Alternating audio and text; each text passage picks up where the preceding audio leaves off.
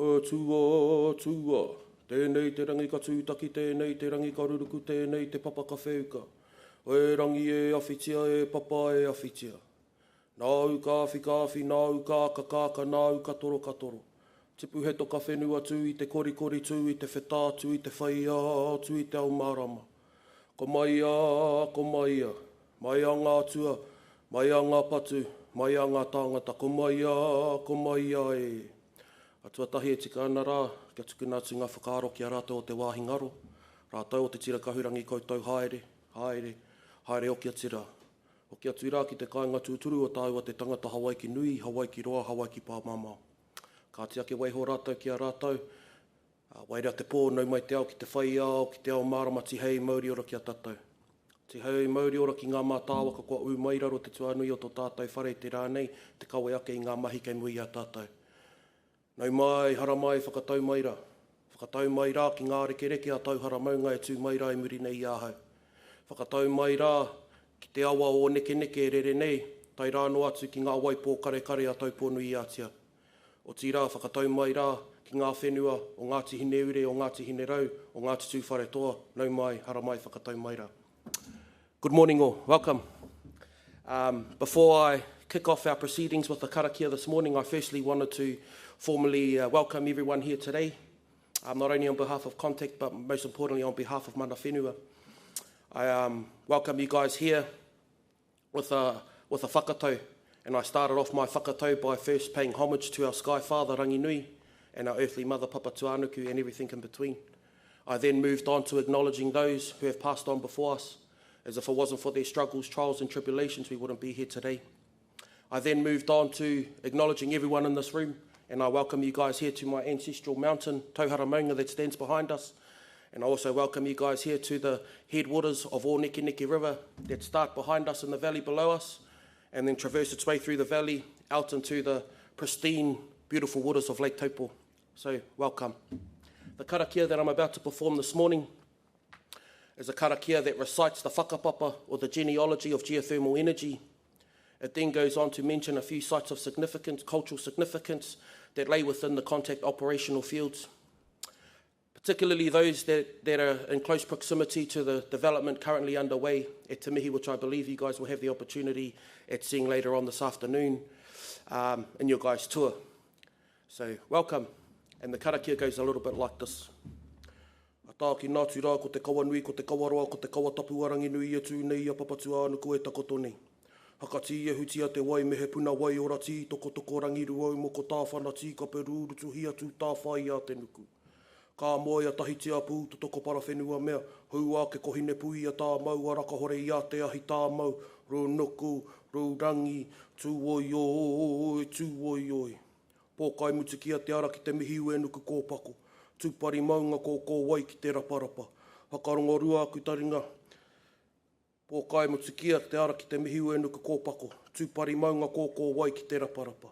Whakarongo rua me he hau papaki ki kai wai tuā ki nātu rā ki pī rori te puna whakarauga ko te kiri o hine kai. Au rere, hau kume ki te rau o te huia ko manga rau pōko wai haruru te wai ū no te oru anui ātia. Whakawhiti te awatea, whiria ki te whaiao, ki te ao marama, tihei mauri ora. Kia ora tātou.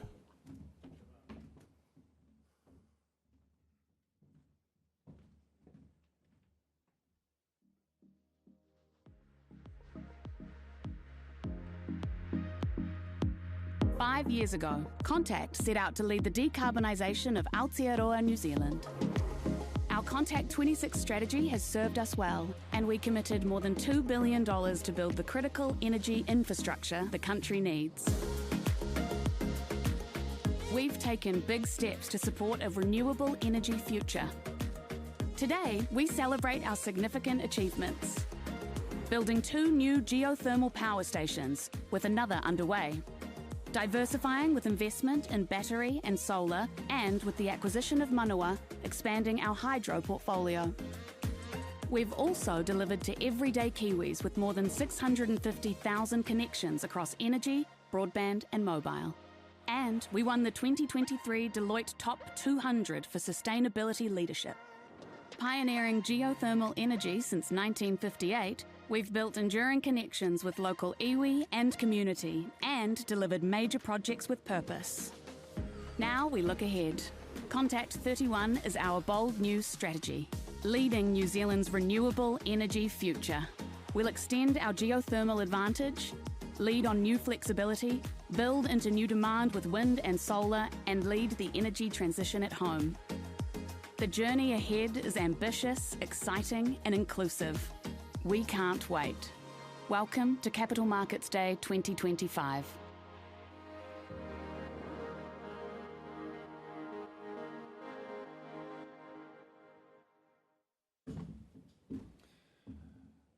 Kia ora tātou, ngā mihi nui ki te iwi o Ngāti Tūwharetoa me Ngāti Tāhu.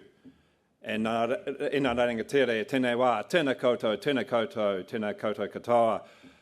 Ko Mike Fujo hou te kaiwaka haere ata matahiko, tēnā koutou. And awa, ngā mihi nui e ho, ka pai. That was awesome, thank you. You will get a chance to meet Awa later as one of our employees, but more importantly, mana whenua. He's sitting there with Dom, and they will be taking you around later. And just a reminder of the privilege we have, particularly here in Taupo. You will get a taste of that later. So welcome to Contact Energy Capital Markets Day and the launch of Contact 31 Plus. We're delighted that you're able to be here with us. And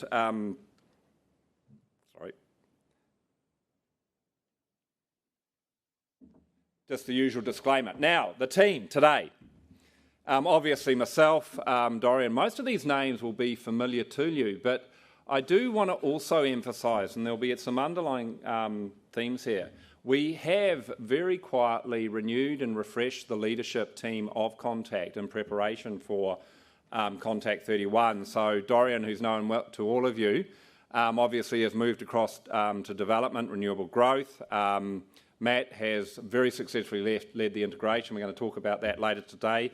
We welcome Carolyn, and so that, and obviously Matt Forbes stepping up into the CFO role, and Ty taking that overarching technology role, and Jan and I are still here, obviously. But that overarching process of both the stability and renewal is something that you will see repeated over the day. So introducing Contact 31. Delighted to be presenting this to you today. It's been a lot of hard work to get here, but I do want to take just a bit of time to reflect in this part of the day on what has gone before, where Contact is today, and where the New Zealand market is right now. So, look, I'm not going to spend too much on time. Contact 26.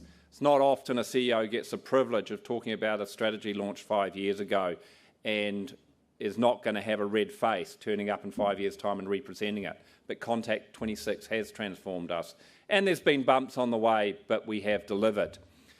The market needs even more renewables and flexibility, and we at Contact are incredibly well positioned to seize that market opportunity.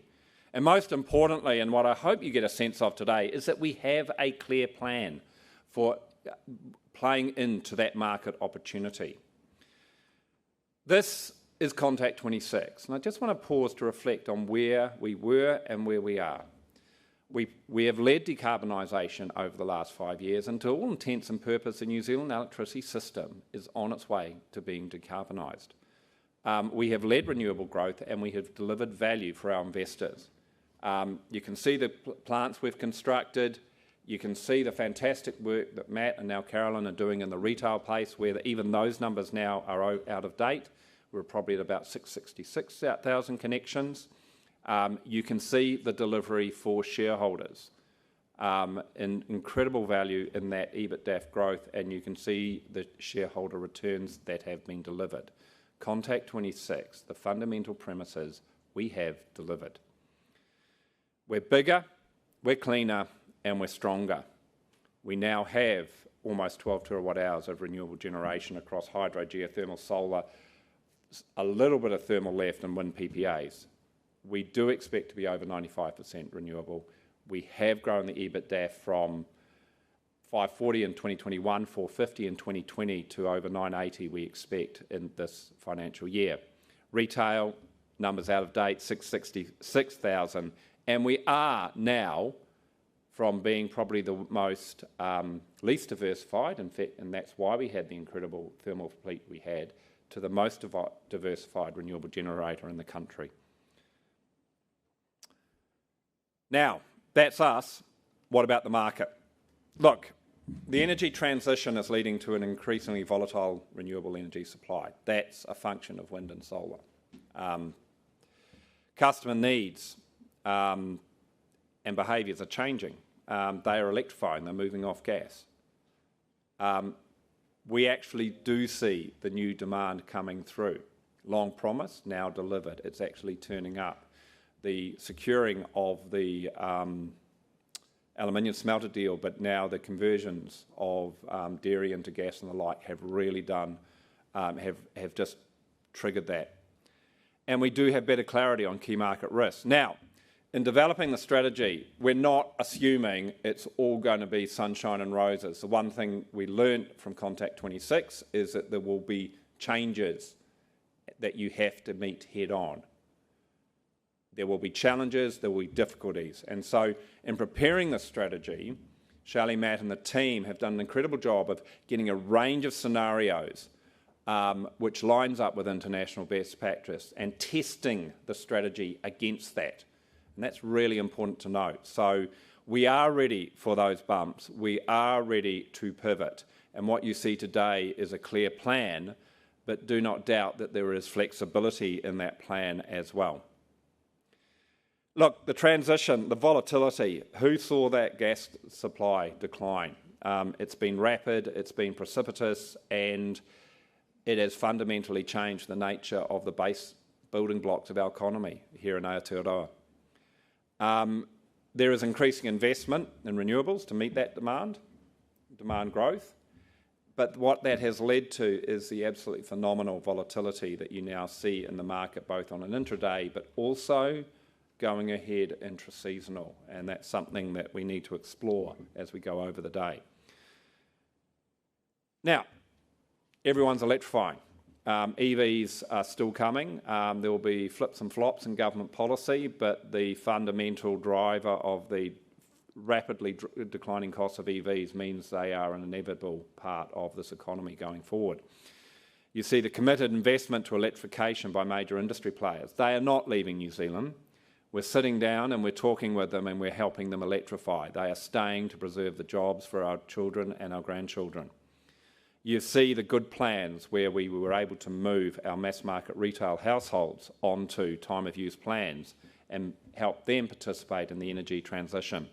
And you can see over a terawatt hour in demand response, which is now available to the market for both intraday but also intra-seasonal. It's pretty incredible. None of this was there 5 years ago across the market. Yeah, I've put up a few of these graphs in my time, haven't I? No, but you can see it's actually, 2020 and 2021 may have felt a bit empty, but you can see the kick up there. We'll take it. And we do expect that demand growth to happen and to happen rapidly now. The collapse in the gas market, the conversion of dairy processing, meat processing, and general agriculture processing make that an inevitability. There is upside opportunity with the advent and rapid growth in data centres if we can attract them here to Aotearoa, and there are other sources of industrial processing. The fact that James and the team managed to secure New Zealand Steel with that electric arc furnace is a great fillip for New Zealand and for us, and we expect the metal processing to actually increase. All in all, combined with the electrification of every households, your households, we expect demand growth to continue to grow steadily up to FY 2030. Funnily enough, compared to 2021 when I presented the first strategy, we have a lot more clarity across key market risks. Collectively, the industry has solved the problem of the aluminium smelter with not a 10-year but a 20-year deal. The Huntly firming option in response to the slight drama last August was rapidly arrived at by industry participants and provides a further terawatt hour of dry year cover, which is the right thing for the nation to ensure, ironically, that we can get on with that renewable build. The government-led Frontier report was a stable outcome. And the electricity industry, we ourselves put out our BCG report, the Energy to Grow. It's a fantastic report. I don't agree with anything in it, but that's the idea of an independent report. It's thoughtful, it's fact-based, it has a plethora of data in it, and I think it's a good basis on which the industry can plan and move forward and provides a clear guiding light about what is going to happen over the coming years. So, Contact, well positioned to capture that market opportunity presented by those relatively unique dynamics. We have the most diversified existing portfolio in New Zealand market. Solar, battery, geothermal builds are well underway, and that suite of technologies which we can provide is unique to us. We also have the largest national renewable pipeline across geothermal, wind and solar, and Dorian's going to talk a lot about that today, and we welcome your questions on that. Test us. We are New Zealand's leader in geothermal operations capabilities. We have over 50% of the national geothermal generation. We have built 80% of the national geothermal output since 2015. We are the most trusted retailer in the business, over 30% lower cost to serve than our peers, which has been achieved off some pretty smart technology investments, and we have the third most loved and trusted energy brand. By the way, number 1 and 2 are fighter brands, of which one doesn't exist anymore, which sort of gives you, we are well ahead of the pack of our true competitors. And so I introduce you to Contact 31. I'm not going to spend a lot of time on this slide because you're going to have it repeated to you 400 or 500 times over the next 5 years. You will get to know it well, just as you got to know Contact 26. But we do intend to extend our advantages as New Zealand's geothermal leader. We do intend to lead on new flexibility investment in New Zealand. We do intend to build into new demand with wind, solar and geothermal, as I mentioned, and we do intend to lead the energy transition at home. What this adds up to is we move from leading New Zealand's decarbonisation to leading New Zealand's renewable energy future. It's bigger, it's broader, it's more ambitious. It's not just about decarbonising an electricity sector. It is a fundamental transformation and leading that transformation of renewable, of energy supply to the nation. We will do this as well, and this is important to talk this through. Empowered people and leaders, we have a fantastic set of highly intelligent, capable people who have the battle scars of Contact 26 and are well ready to deliver on Contact 31. We have fantastic relations with our stakeholders. Look, it's like family. You don't agree all the time, and sometimes you do wake up in the morning at a bit of a grump, but that does not mean and that does not undermine that fundamental commitment to each other for generations to come. And that's the way we think about our relationships with our stakeholders. We're both here for the long term, and we both value that long-term nature of the relationship. Technology has played a huge role in Contact 26 behind the scenes. Smart investment. We have over 80% of our interactions in retail are digital now. We can see each individual customer down to the half hour and able to direct pricing changes and engagement and product offerings as a result of that digital smarts. And we intend to invest further of that. Every investor presentation you go to will talk about agentic AI and how much it's going to transform. We are going to do that. We're investing to it. We're doing that off a track record of delivery. We just won't talk too much about it because we have a lot to talk about. But don't doubt our commitment to the continuing transformation through technology investment in this company. And that's very much linked to the productivity. We recognise that the cost increases that have hit the industry over these last 5 years, we have to turn and face into that challenge. That is important. And so turning into that through automation, digitisation, through simplification, just making life a lot simpler for our people is going to be a key theme going forward. So this is different. when I presented Contact 26, we did not make very ostensible commitments. We sort of tweaked one out about, I don't know, 700 million in FY25 a couple of years after when we got a bit more confidence. But we are putting a PO in the ground on this, eh? We're putting a stake in the ground. These are the outcomes that we expect. We expect 250 megawatts of committed geothermal, and you'll have seen a few surprises in the pack that was released at 8:30, hopefully. We will have 500 megawatts of battery. We will have wind. We will have solar in large amounts. We will continue to that market-leading cost to serve. We will grow our EBITDA to 1.3 to 1.4 billion.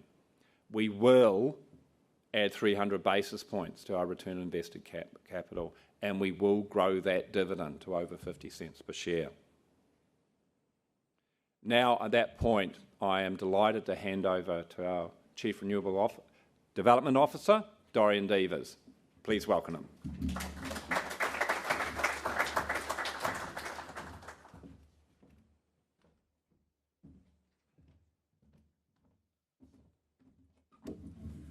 Hi everyone. Well, it's good to be back amongst this group. I've missed you. I missed you all. I mean that.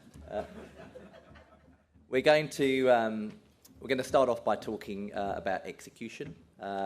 You're always only as good as the last project that you have delivered. We know we need to earn the right to invest in the next project by delivering on the last one. This is probably a little bit controversial to say this, but in some ways the issues we've had with the construction of Tauhara have proven to be a blessing in disguise because they've really opened our eyes to what's required to operate in the construction space. We've professionalised in that area, we brought in new capability, we put in place best-in-class processes. We have a world-class major projects team that oversee the construction of all of our projects. They work in an integrated way with the development team, ensuring we really understand how mature our projects are as we work towards a final investment decision and we understand the risks that we are taking. It now means that we really talk a common language across the whole of Contact when it comes to project delivery, and that actually goes right the way up to the board, as you'd expect. I now see it as actually being a point of difference for us, which is important when you consider the renewable development pipeline that we have in front of us. Now, I said you're only as good as the last project that you've delivered. We've delivered, and for us that was Toka 3. It was delivered pretty much on time and on budget, and it's delivering a 14% internal rate of return. We also have the BEDS project, so that's at Glenbrook, under construction at the moment, and the Ko-Fi Park solar project, under construction at the Christchurch Airport, and they're both going very well, and we expect them to be on time and on budget too. It means that when you consider across Tauhara, Toka 3, Ko-Fi Park, and the BEDS, we will have deployed $1.4 billion of capital for a weighted average IRR of 13%. These are all growth projects and will be providing a positive momentum to our return on invested capital, which Mike mentioned. Matt will be happy about that as well. That KPI has been too low for too long, and you can blame the previous CFO for that. The other major project which we've got going on, which you'll see today, is Te Mihi 2A. We've actually renamed it Te Mihi Stage 2. You know we like to rename our projects at Contact. I guarantee this will be the last name change for that project. This is the partial replacement of Wairaki, and that project too is going very well. It's not quite at the halfway mark, but it's expected to be on time and on budget, which is important.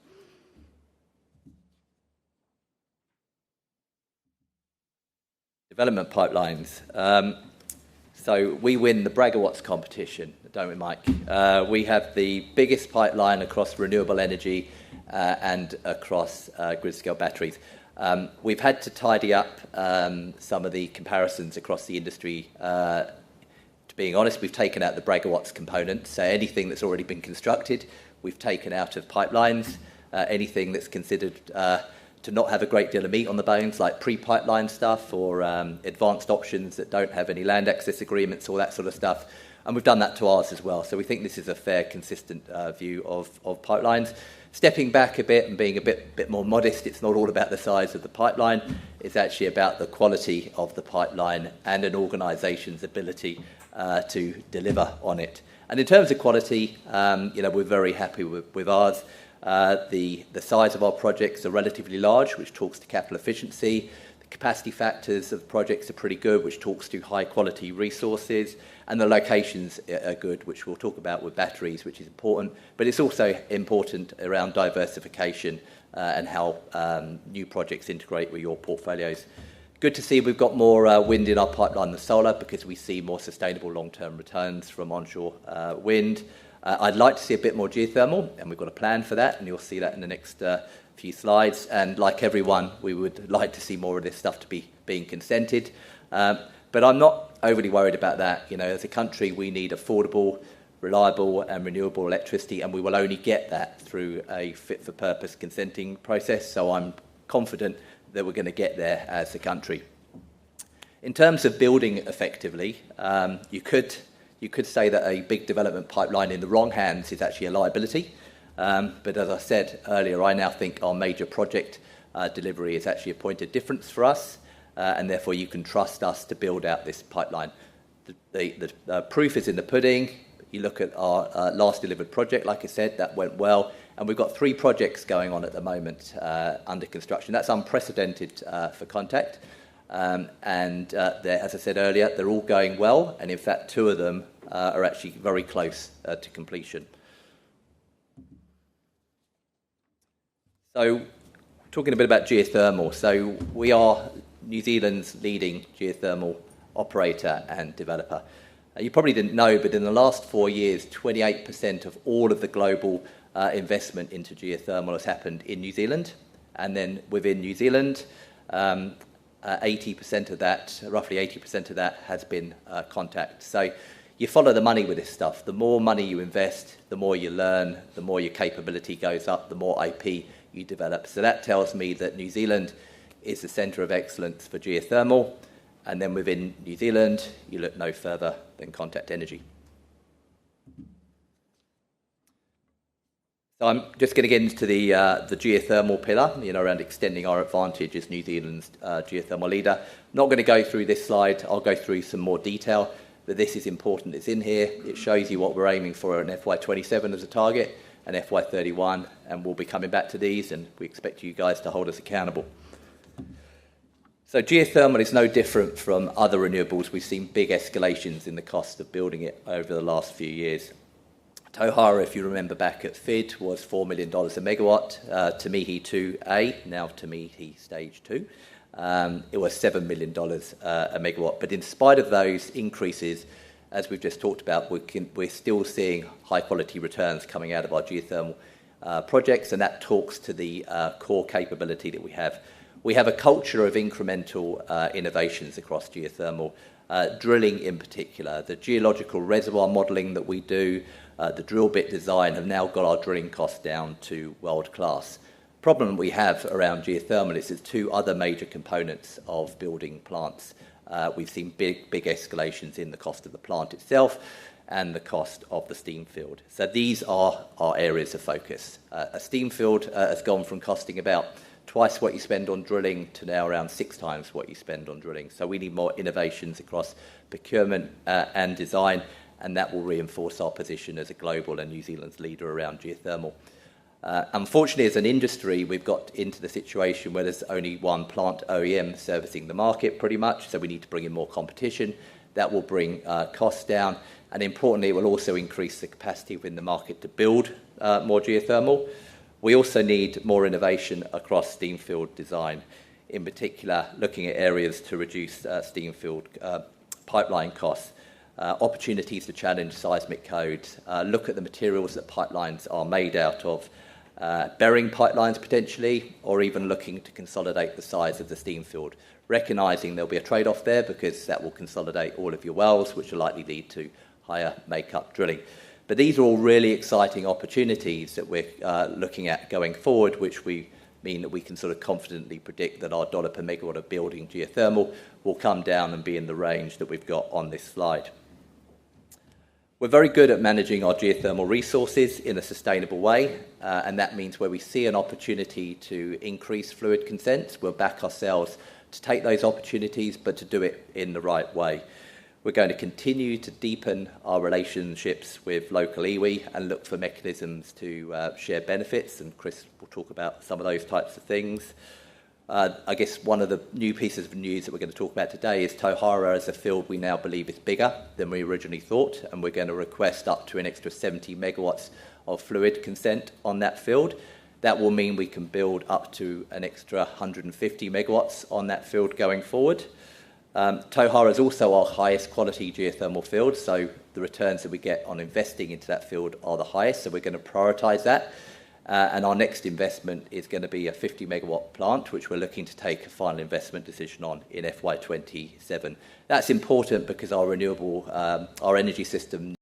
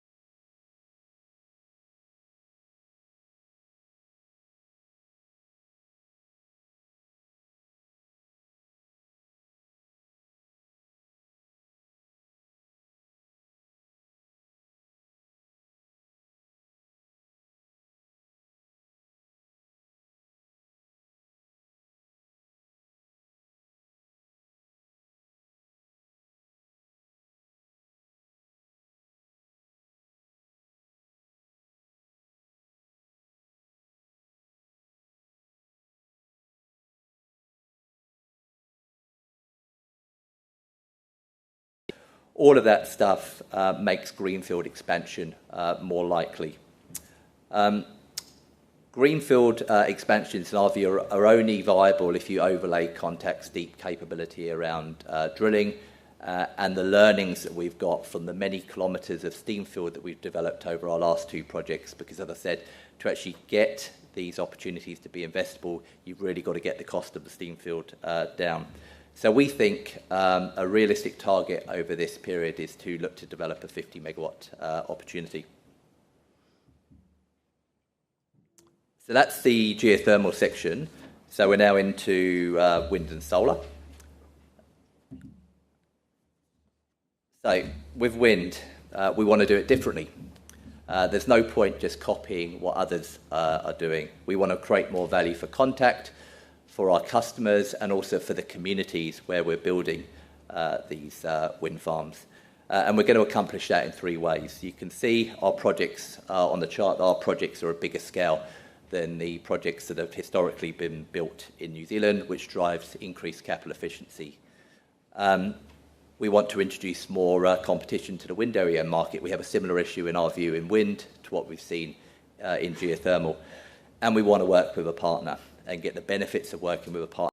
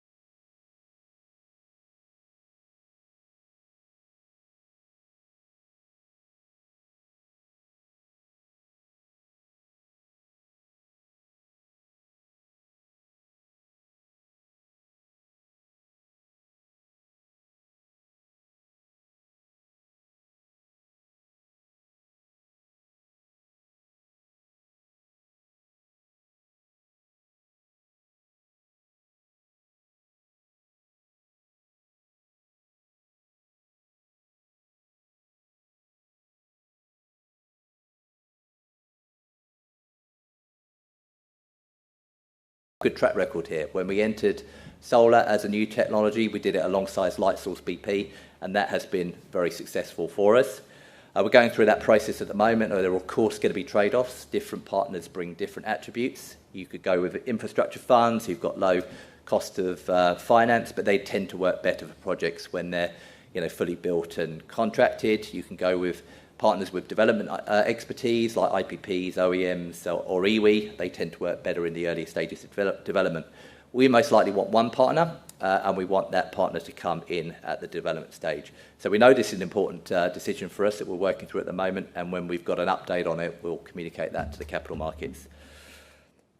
The other thing to mention about wind is experience, because you could say, well, we haven't actually built any wind, so what sort of experience do you have around that? You've got a few PPAs in your portfolio, but that's it. We actually have a disproportionate amount of experience. We have the Roaring Forties wind team working exclusively for us, and they built a lot of Meridian's wind turbines, wind farms. We've also now got, as I said, the Manawa development team around wind and solar, and they've got experience going back to Trustpower and Tilt, and we have a small but carefully formed wind team in Contact. So you bring all three of those groups together, which was the point of the integration, and we actually have a very experienced wind development team, which is going to be very important for the delivery of this strategy. So now on to solar. So our key advantage of solar is who we're partnered with. We're partnered with one of the largest and most successful IPPs in terms of Lightsource BP. We get access to all their expertise, all their experience around procurement and supply chains, and this really puts us in a strong position, we think, relative to other solar developers in New Zealand. Contact is the off-taker to our joint venture with Lightsource BP. We take at least 80% of the volume that's generated, and whilst we get the financial benefits of the high leverage that's in that joint venture passed through to us through a relatively, very competitive PPA price, it does mean that we're taking more operating leverage as we have a long-term contract for a fixed real price to acquire generation into the future. So the risk around that is market price risk and an overbuild of solar, for example. However, we're managing that by contracting summer-weighted load, long-term PPAs in proportion to the solar generation that we're building. And you can see on the chart there that we've already contracted enough summer-weighted load to cover the generation, solar generation from Kowhai Park and Glorit.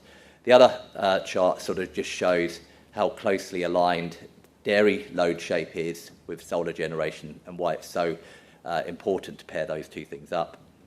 The last thing I'd say on this slide is there's a sort of added impetus to our solar strategy at the moment, because with the decline of natural gas, any sector that can get off natural gas, we want to support that happening. Not just because we want to sell them the renewable electricity, but we want to get them off natural gas because that frees up the gas for other sectors, households, schools, that aren't ready to transition onto renewable electricity yet. So our solar strategy has broader benefits than just the direct benefits to Contact Energy.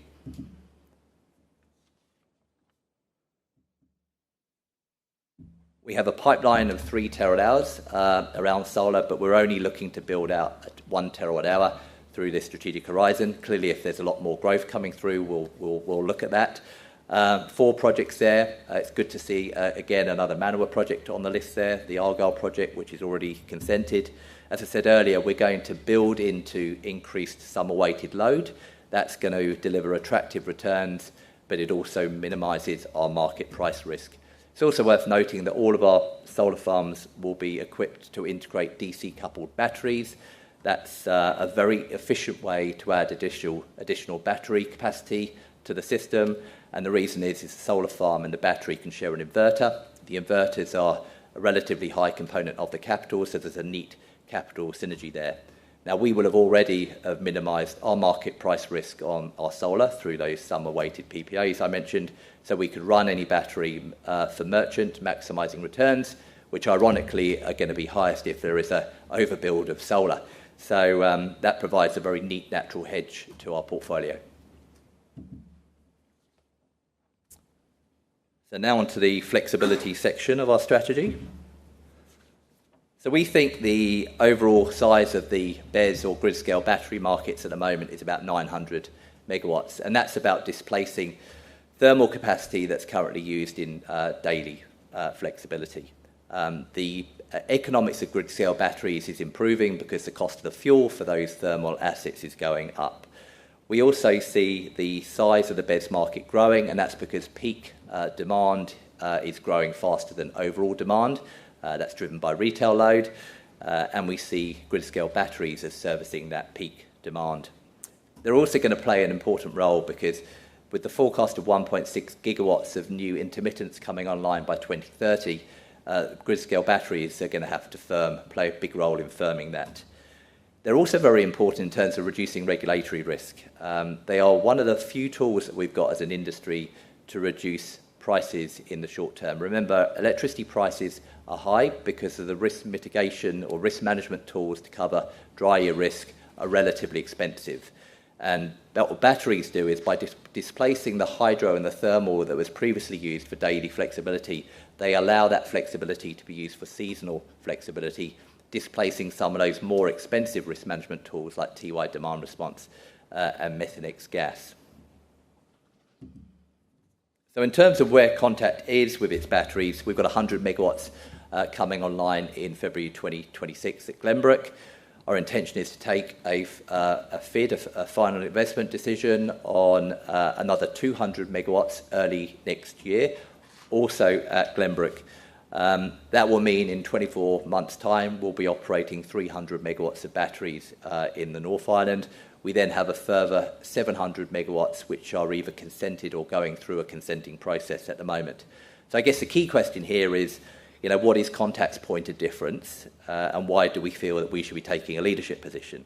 On that last point, I mean, being very honest, we have less flexibility than others, and therefore we have more to gain and they have more to lose from an overbuild of BESS. So we think we should be taking a market leadership position around that. In terms of points of difference, that strategic relationship that we've built with New Zealand Steel, which has got us access to their Glenbrook site and the ability to build 500 megawatts, is so key. One of the main ways you can differentiate yourself on a grid-scale battery is getting access to a great location, and that is one of the best locations in New Zealand because it's so close to Auckland. The other topic is the OEM partner you choose. Our first battery is going very well. It comes online, like I say, February 2026. That's with Tesla. We've had very few issues going through that process. We obviously keep an eye on what others are doing and other OEMs that are out there, and we're comfortable we pick the right one to the extent that we will use Tesla for the next battery, and we will also do it at Glenbrook. So we'll get all of the learning curve benefits of that, which will lead to a more speedy implementation process and more cost-effective one. As I said earlier, the other strategic advantage of batteries is they provide a nice natural hedge to your portfolio. If there is an overbuild of solar and you see prices depressed in the day, which will be a good time for them to charge, obviously, and then they discharge at night when the sun comes down, driving increased value for you. The last point is, which is very strategic, when you consider 24 months' time, 300 megawatts of grid-scale batteries operating in the North Island for Contact, we'll have 350, or we already have 350 megawatts of fast start peaking, and we've now got all of Manawa's hydro schemes in the North Island. We've actually got equivalent of market-leading capacity, flexible capacity in the North Island. We're up there with the market leader, albeit our capacity is more expensive, but just having that amount of flexibility in the North Island is incredibly strategic going forward. I'm going to talk a little bit here, last couple of slides, on long-term options for dry year risk. Now, people talk about an energy security issue around dry year risk. I don't think we actually have an energy security issue. We have more than enough fuel to cover dry year risk. Dry year risk used to be about 5 terawatt hours. There's been 300 megawatts of geothermal that's either come online or is coming online, which is providing baseload renewable in the winter, even in the dry year. So that 5 terawatt hours is now well below 4. And we've sketched it out on the chart how you would mitigate 4 terawatt hours of dry year risk. The problem we have as a country is the cost of those mitigations is very expensive, which is causing prices to be elevated. So what we're doing at Contact, and what I think the rest of the industry is doing as well, is we're trying to come up with new ways to displace some of that more expensive risk mitigations. Because what that will do is it reduces regulatory risk, It's good for consumers, but it also supports the economic switching into renewable electricity, which will drive more growth. Some of the things that we're doing as an industry around this, you can see there's a lot of intermittents that are being built and that have already come online. So when the sun is shining, the wind is blowing, that means the hydro operators are moving out of the way, which naturally means you carry higher lake levels into winter, and that's good because that provides more mitigations for dry year risk. I've talked about the benefits of grid-scale batteries. That displaces hydro and thermal fuel that can now be used for seasonal flexibility and dry year cover, so that's good as well. And anyone who's got an existing hydro scheme should be looking at their consents and seeing through the fast track if they can get them reconsented for more flexibility, and you hear a lot of companies talking about that, including us. In terms of some of the more specific things that we're doing at Contact, we've just signed a very long gas deal with Greymouth. It's a relatively expensive gas. It's for 7 years, and the market is in a state of flux. So there was a lot of risk with that, and we had a lot of conversations and due diligence around whether we should sign that or not. We got ourselves comfortable with it, though, because it allows us to fuel our peakers into the long term. And whilst it's expensive gas, it still produces electricity, which is very competitive to provide seasonal flexibility than some of the existing tools that are out there in the market. And that will also support lower prices as well, which is good for regulatory risk. It also allows us to use that gas for our retail business, as I said earlier, to support households, sectors that aren't ready to transition, which is also very important around supporting the broader energy system. The second topic is we're looking at ways to optimise new renewables coming onto the energy system to provide as much firmed energy as possible. So we're always looking at what technology to build, when to build it, what combinations of different technologies and where to build it. Because what we're trying to do is actually create more firmed electricity going onto the electricity system, but also into our portfolio. So if you're building a North Island wind farm, you then build a South Island wind farm because they're less correlated. You build a solar farm, and then you put some flexibility with a battery. Across those four things, you can get something that is a lot closer to baseload renewables. That's how we think about integrating our development pipeline with our own portfolio, but it's also importantly how we think about integrating it with the energy system to create a more secure energy system for New Zealand. The last topic is around hydro generation and flexibility.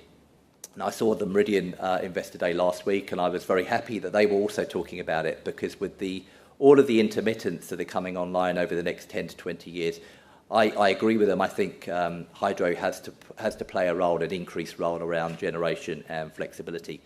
We're looking at it in terms of 3 tiers. The first is relatively low risk, low cost, and this is around sort of replacing old assets with more efficient ones. We're already doing this with things like the Roxburghanas. Manawa's got a great asset enhancement program, but we can do more of that sort of stuff. Manawa's got some really smart ideas, actually. They're replacing turbines now, or looking to replace turbines with low flow ones, which better align to the conditions, which drive big efficiency gains. So there's some exciting things that we can do in that space. The second tier is around, we've got 25 hydro schemes here that we've acquired from Manawa that haven't tended to have a lot of growth capital made available to them. And I'm talking sort of tens of millions of dollars here. So when you put some money like that aside, it's amazing what type of ideas start to come out around ways in which you can create more generation output, but also more flexibility. So that's the second tier of stuff that we're looking at. And then the third tier is the sort of big end of the town. That's stuff on the Clufa, and that's when you start getting into pumped hydro. Now, we're lucky that we've got Todd Meads joined us from Manawa. Todd was the head of generation at Manawa, was on their executive team. Got an amazing CV, because before that he did development, and before that he was doing hydro in the US. So it's tailor-made for this role. And now he's looking at all of these different options and working out a plan as to what we should be prioritising and what sequence we should do these in. And actually, I should just, I've got a few of my team here today, and it's worth them putting their hands up and me just introducing them quickly, because they're here today as subject matter experts. Hopefully they will validate what I've just been talking about for the last half an hour. But I'll start with Todd. Do you want to put your hand up? We've got Robin Baxter. So Robin looks after our major projects team, so he deals with all of the construction. Mike Dunstall, the living legend of geothermal. So he's responsible for geothermal development for Contact. You probably know Mike. James Flannery, another legend of the industry. He's responsible for market development. If you've got any BES questions or even food-grade CO2 questions, you can talk to him. And Paul Bertha. Paul's from Roaring Forties, and so if you've got any wind questions, Paul's the person to talk to. So just to finish, look, we have a high degree of ambition to lead renewable growth and flexibility for New Zealand. Critical to our success will be the strong relationships we have with our stakeholders. So I'm now going to invite Chris Abbott up. He's our Chief Corporate Affairs Officer, so he's going to put a bit of meat on the bones around our approach to that.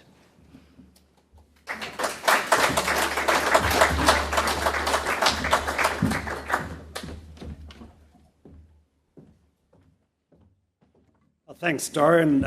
Morena koutou, I'm Chris Abbott, so I'm the Chief Corporate Affairs Officer. The Contact 31 strategy, as Mike has said and will be often repeated today, is to lead New Zealand's renewable energy future.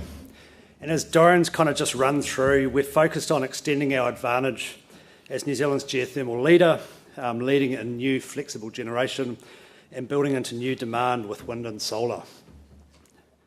Strong and respected relationships with our stakeholders will be absolutely key for us to achieve our ambitions, ensuring that we retain both the social licence to operate and also that we can augment our existing generation infrastructure into the future. Building on these strong foundations, the Contact 31 strategy will maintain enduring trust with stakeholders, while we also uphold our environmental commitments, which I'll talk a little bit more about shortly. For that reason, we're continuing to strengthen both our capability and capacity in this area. It'll be a critical enabler for the execution of our strategy. The integration of Manawa has significantly increased the diversity and span of Contact's operations and the breadth of our stakeholders too. We recognise the important status and contribution of tangata whenua in particular, and we're fortunate to have developed strong and solid and enduring partnerships with our iwi across New Zealand. The integration of Contact and Manawa, for example, has increased our iwi relationships from 6 iwi to 44 iwi, and we engage today with approximately 200 Māori entities. We've developed a comprehensive tangata whenua framework that sets out our clear approach around partnership, grounded in the treaty, ensuring mana whenua involvement in decision-making and cultural integrity. Its goal is to embed kaitiakitanga and trust-based relationships that support sustainable development and respect mana. And as Dorian has spoken about, we will continue to explore opportunities with tangata whenua for new and deeper strategic relationships, investment and partnerships. In respect of local communities and landowners, we've established enduring relationships where we operate. These are communities in which we invest, and these are the communities where our staff and our family and their families live and work. As we pursue our renewable growth aspirations under Contact 31, we recognise how important it is for early and proactive community engagement is. As Mike said, we will not always get it right from every stakeholder's perspective, but we will always focus on maintaining enduring trust with stakeholders and working together for mutual benefit. In respect of the government, our focus is to engage closely with all political parties to explain the importance of renewable generation investment and also the government policy and regulatory settings and environment that will best get us there, and we love all political parties equally. Last week, as Mike mentioned too, BCG released an interesting report. Mike doesn't agree with it all, but you can have a debate with him on that later. The Energy to Grow report. This shows that New Zealand is developing renewable generation at the fastest rate in New Zealand's history, and Contact's $2 billion investment under Contact 26 is a great example of this. The recent market review and energy task force reflects broader concerns with the electricity market. This includes the impacts of energy hardship on household and industrial customers, with recent energy cost increases exacerbated by the faster than expected gas decline, impacting a wholesale market. Significant increases in distribution and transmission charges on consumer bills are also having a material impact. At the same time, businesses and critical users have struggled to contract gas as a result of a faster than expected diminishing gas supply. We've been really focused as a company on responding to these challenges. For residential customers, which Carolyn will talk you through in more detail later on, we are helping householders to shift their load through the Good plans. And to support energy wellbeing, we've launched a $5 million Good initiative and removed impediments for those in energy hardship, such as removing disconnection and reconnection fees.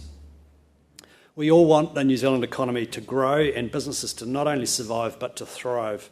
To support businesses in critical industries, as Dorian and Mike have spoken about, we've secured up to 10 PJ of gas that enables us to support these gas-reliant businesses. And we've also signed the all-of-government contract, gas supply deal, to support core service providers such as schools, hospitals and prisons. As you know, the Contact 26 strategy is to lead New Zealand's decarbonisation, and we expect that for FY26 generation will be greater than 95% renewable, well on our way target to meet the net zero from generation activities by 2035. Our decision to acquire additional gas to support New Zealand's critical industry will increase our Scope 3 emissions in the short term. But as Dorian has talked through, we are focused and our ambition is on the demand growth opportunities that transitioning our industries from fossil fuels to renewable electricity presents. So we maintain a clear pathway to be net zero by 2035 in respect of our generation activities. We expect to retire the Taranaki combined cycle plant in the next 2 to 3 months, John, meaning Contact will no longer have thermal baseload generation in our portfolio. The complementary nature of the Contact and Manawa hydro generation assets will also deliver a significant decarbonisation benefit, with Contact's summer-weighted and Manawa's winter-weighted generation further reducing the need for thermal peaking. Our battery investments, similarly, will help optimise our portfolio and further displace thermal peaking in normal hydrological years.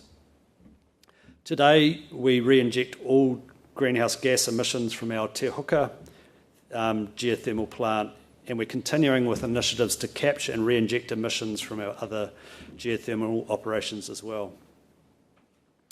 As Dorian has mentioned, we will explore options to develop and augment our hydro generation, seeking additional flexibility from existing schemes, new opportunities around brownfield hydro, and finalising early concept pumped hydro, all with the potential to further significantly reduce thermal peaking.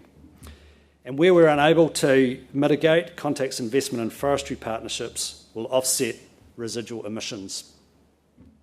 Contact was the first energy company in New Zealand, to set science-based targets back in 2018.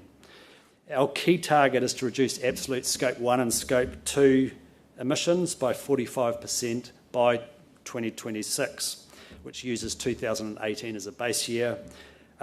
This is aligned with the Paris Agreement's 1.5 degrees Celsius pathway. We expect to overachieve this target in 2026, and we're in the process of developing new and long-term science-based targets beyond 2026.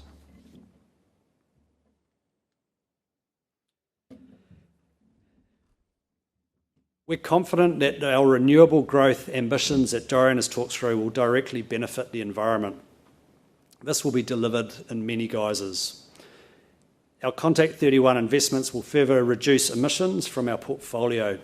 We'll also be supporting New Zealand business and industry to decarbonise and grow with renewable electricity.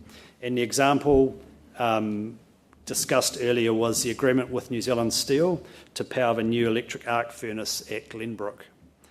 Practically speaking, it will cut coal use and eliminate around about 800,000 tonnes of CO2 annually, which represents approximately 1% of New Zealand's emissions. Our Contact 31 ambitions will further capitalise on these type of opportunities to deliver decarbonisation for New Zealand. Investment under Contact 31 will also support nature and biodiversity.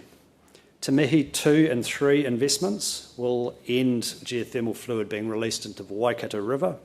That minimises our ecological impact, but also importantly addresses cultural concerns. We've got clear principles and a clear strategy to deliver on our aspired development, and I'm confident we will be able to do so.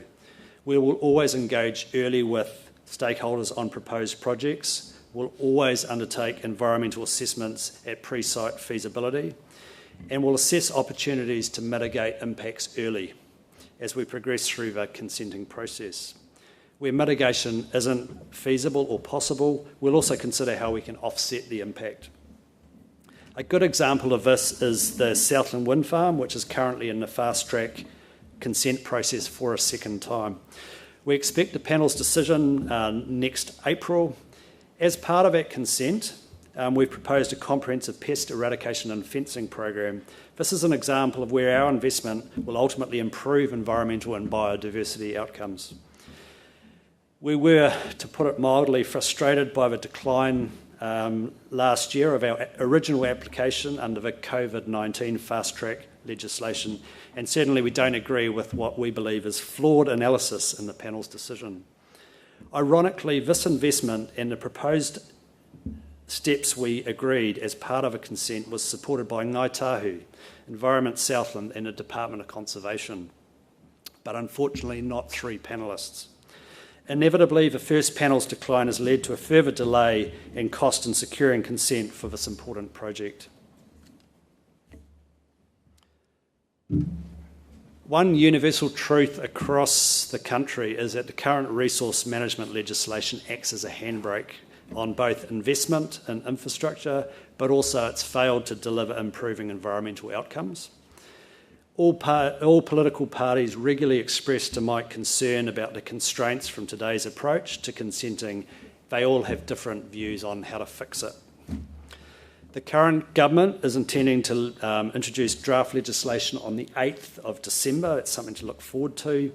If it's enacted, the new legislation would take effect next year with a significant bedding down period after that. I think what's important to note is that Contact has significant experience in resource consenting, and we continue to work effectively within the confines of whatever the current legislation instruments we may have. For example, we're onto the 4th, and we will soon be onto the 5th iteration of the fast-track consenting regime. We'll continue to use existing consenting pathways and capability to support growth aspirations, and we take a tailored approach according to the specific project. For example, for batteries, where we have the support of communities and the potential and visual and ecological impact is low, we'll continue to use the existing pathway, which we know well. We're also using fast-track legislation, which is, as I mentioned, is now onto its 4th iteration, to consent projects at pace and ensure that we can deliver projects at a competitive long-run marginal cost. Even in fast track, we'll always ensure meaningful engagement with stakeholders, which is often an oft-cited concern about this legislation. It's in our long-term interest to do so, and it's also the right thing to do. We currently have 7 projects in the fast track process at various stages of development. That includes, as Dorian mentioned, Southland Wind Farm, the Glorit Solar Farm, which is unfortunately currently under appeal by Forest and Bird, the reconsent of 3 Manawa hydro schemes, and we also have 2 wind farms, courtesy of Manawa, that are pre-approved for application within the Fast Track Approvals Act. So despite a challenging consenting environment, we're really confident that Contact can deliver against our development aspirations. We've got capable people, and we are building more capacity and capability for renewable development under Contact 31. So with that, I'll open it up to the floor for questions, and Dorian and I'll, where's Dorian? We'll just kind of stand up here, and I think there's a microphone too. Do you have any burning questions for Dorian or I? Roaming mic to going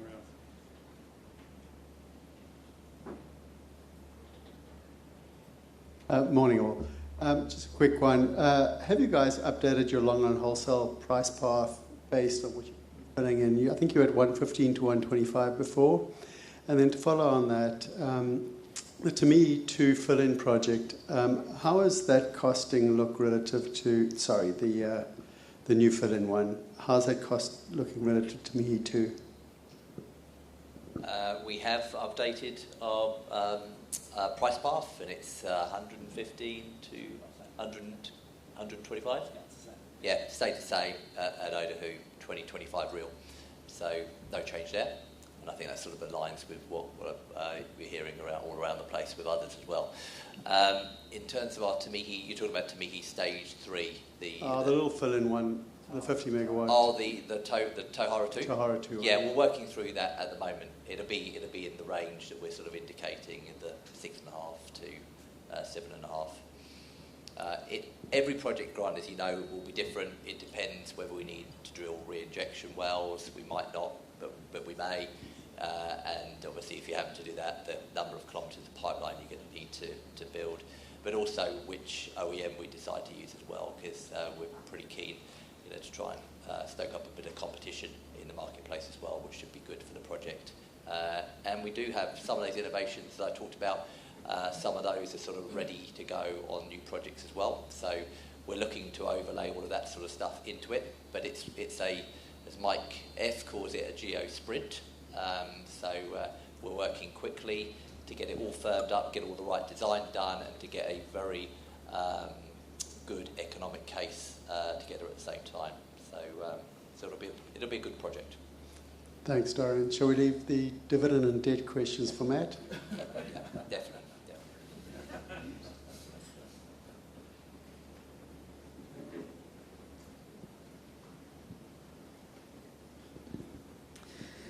Morning. Thanks for those presentations. A couple of things from me. Just on the consenting, I guess Contact's had a couple of hiccups, it'll be fair to say, over the last year. Is there anything you can certainly see that there are some real challenges with the process, and I guess certain parties like to appeal things. But I guess any learnings through that from your perspective, that things that you could potentially do a little bit better going forward? Good question. So there's obviously been 3 incidents over a reasonable period of time. So one was, I mentioned, the Southland Wind Farm, and that was a decision to decline by the panel, and we're in the process. We don't think we could have done anything different, is our view, and we remain confident that we will get that. But unfortunately, we don't have confidence around the panel, and that's been reflected to us. The second one, with probably bigger learnings, is in respect of Lake Hawea. So we applied under the fast track to have a variation in our operating range and to gain access to the SOSFIP, so the security supply additional capacity. That was done somewhat in haste and at a request of the government as it was legislating, and so you had the opportunity to put projects into the Schedule 2 of the Fast Track Act. The reality, I think, is, and this is probably our main learning from this one, is that we probably didn't take a community along with us quick enough. We can operate at pace, so we can write quite good applications, but actually you need to take a community along with us. So that was a learning for us, and we are currently evaluating. Ultimately, the Minister didn't feel comfortable in allowing it to progress to a panel, and so we are currently looking at and reviewing that. The third one, in respect of Glorit Solar Farm, which is, so we were successful and we received a panel. Ultimately, Forest and Bird, 3 minutes before the closing time, chose to make an appeal, and that's on a point of law. It's a technical issue. Again, so we expect, we've got a confirmed hearing in February next year, and in March we will hopefully have a decision, and we're relatively confident on that. But I think what it really, the key for me is how we engage meaningfully and early on it. We know for projects like Hawea, it's a very difficult ask for communities. It'll be far easier for us to do nothing, and so we've just got to lean into it, and that's about us engaging early and consulting early. One other thing I'd just add on that is just making sure we've got more irons in the fire. There's a lot of stakeholders at play when you're going through a consenting process. So You can't just have one project going through the process and assume that it's going to pop out the other end consented in a timely way. So you need to make sure you've got a funnel of projects going in there so that you have a lot more certainty that you're going to have consented projects popping out the other end in a timely manner so that we can continue building. So we've done more around that, and Chris is actually putting a lot more resource into our consenting team as well, which will better enable us to do that. Thanks. And just a second question from me, a bit more detailed, I guess. Batteries, you're looking at 2-hour batteries or maybe going to 4-hour, and I guess the other question in there is just around where you're seeing the CapEx trends for those future projects. Yeah, at this stage we're still looking at 2-hour batteries. They still make more sense. We're seeing there's no sort of economies of scale, if you like, from sizing up to 4-hour batteries. They just cost twice as much money, so there's no benefit there. In terms of the trends around where we're actually seeing the CapEx coming, it's coming down at a rate of knots, which is great to see. I think Meridian's one, they were the first off at sort of $1.8 million a megawatt. We then came in at sort of 1.6, 1.5, 1.6. We're comfortable that the next one that we take FID on early next year will be significantly below that. So the economics are looking good. We're going to need to be smart about the second battery. It's obviously more megawatts than the first. The market has changed a bit. The reserves market is flooded at the moment, but that makes sense. I think Meridian are driving a lot of that, but that's aligned to their business case and ensuring you can get more volume across the HVDC, which we value and we benefit from as well. But going the other way, the cost of gas has gone up significantly since our first business case. So that sort of arbitrage of prices, when you charge and sell, has got a lot more attractive. So overall, the economics of these things is improving in our view, and they really do support our portfolio in the North Island. So as well as being something that's incredibly valuable to the energy system.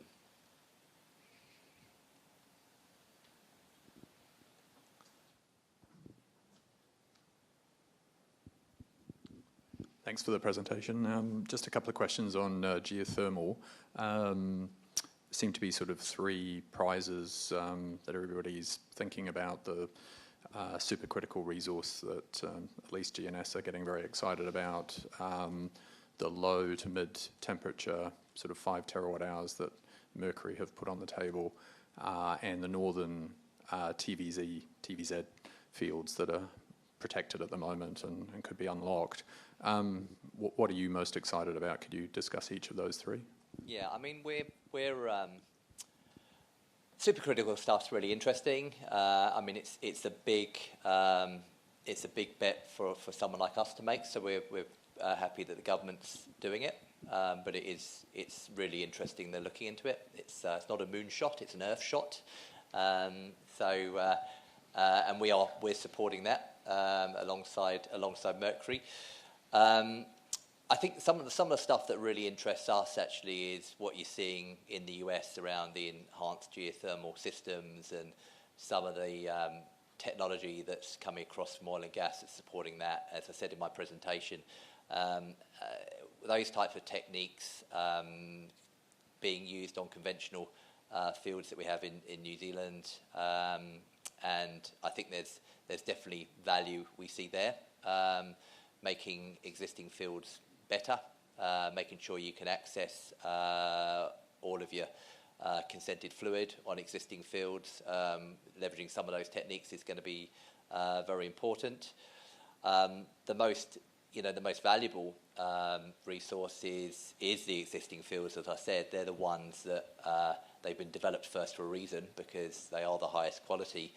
And over time, as you develop a better understanding of those reservoirs, like we've done with Tauhara, then pushing to get additional fluid consent where you're comfortable that the field can handle that, and going about that in the right way, with support from the consenting team and Chris's team, and making sure you're engaging, and with the right stakeholders and partners around that, and sharing value and things like that.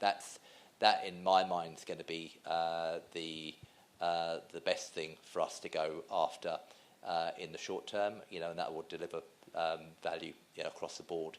I think the greenfield stuff, we talked about that. That means Mercury, we're talking a bit about that as well.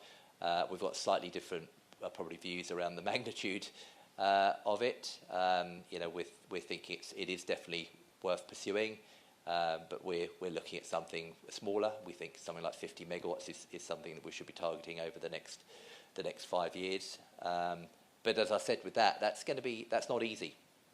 With the price of the cost of steam field going up so much, those fields aren't really investable as long as if you don't have the innovations to actually get the cost of steam pipelines and things like that down. So you've got to overlay that type of approach to actually get those types of opportunities so that they hit your targeted returns. So I'd say supercritical, great, and there'll be some learnings that come out of that, but it's not for our balance sheet. The extending existing fields where you can is the most valuable thing, and if you can develop some new technology to help doing that, brilliant. And then greenfield is probably the next cab off the rank for us. Stuart. Stephen, sorry. It's been a long time. Thanks, team. Just a question in terms of your linkages between demand growth and new projects. Obviously, you highlighted the three possible scenarios in your thinking, so I imagine this is a very similar story to what you said for 26, which is a lot of the big projects you will be gating will presumably require some proportion of sale to new electrification to underwrite them. Do you have a thought in mind in terms of the gating for FID, which projects, and I'm assuming all of those would be additional to the growth you already see baked into FY30? Yeah. Some commentary about that? Yeah, we're not, you saw our solar, what we're doing there. We're not specifically linking solar in terms of a PPA to a particular project. The counterparties that we're working with who are moving off natural gas onto renewable electricity, the timing of their projects isn't going to perfectly align with the timing of our solar projects. For example, the uncertainty around the consenting process doesn't help with that as well. So we're trying to ensure that we get alignment at a portfolio level so that we can see the right amount of summer-weighted load in our portfolio to cover, our solar generation that we're building. So that's how we're working on that for solar. In terms of wind, yes, I think we'll be looking to get counterparties to support around that. As I said, when you're building bigger wind farms, there is more risk around market pricing and transmission, so therefore it's important that you have a counterparty in the geographic vicinity of your wind farm to help reduce that risk. So that's going to be an important component of that. What that means is our Contact's portfolio gets the benefits of the oversized wind farm and the low LRMC as well through that, because we get access to the electricity, and it's at a cheaper price than we would have got if we'd done it on our own, if you know what I mean, Neville. So that's how we'd approach it. Geothermal may or may not. There's obviously geothermal aligns very neatly with displacing baseload thermal, data centres. You saw we did some stuff with Microsoft, so we may look at some opportunities around that, but we're comfortable the energy system needs baseload renewables, and therefore would be comfortable building that without having a off-take PPA. Great, thanks. And just follow-up confirmations on the material you presented this morning. So we should think that batteries and geothermal definitely on balance sheet, wind, as you said, off balance sheet. Are you looking for one partner for all wind projects, or is that one partner per project, just to be clear? We're working through that at the moment. I'd like to think it would be one partner for more than one project. Similar, I think our relationship with Lightsource BP and how that's worked, I think, is a good test case for us, and something that we'd look to as a good example of what we're aiming for.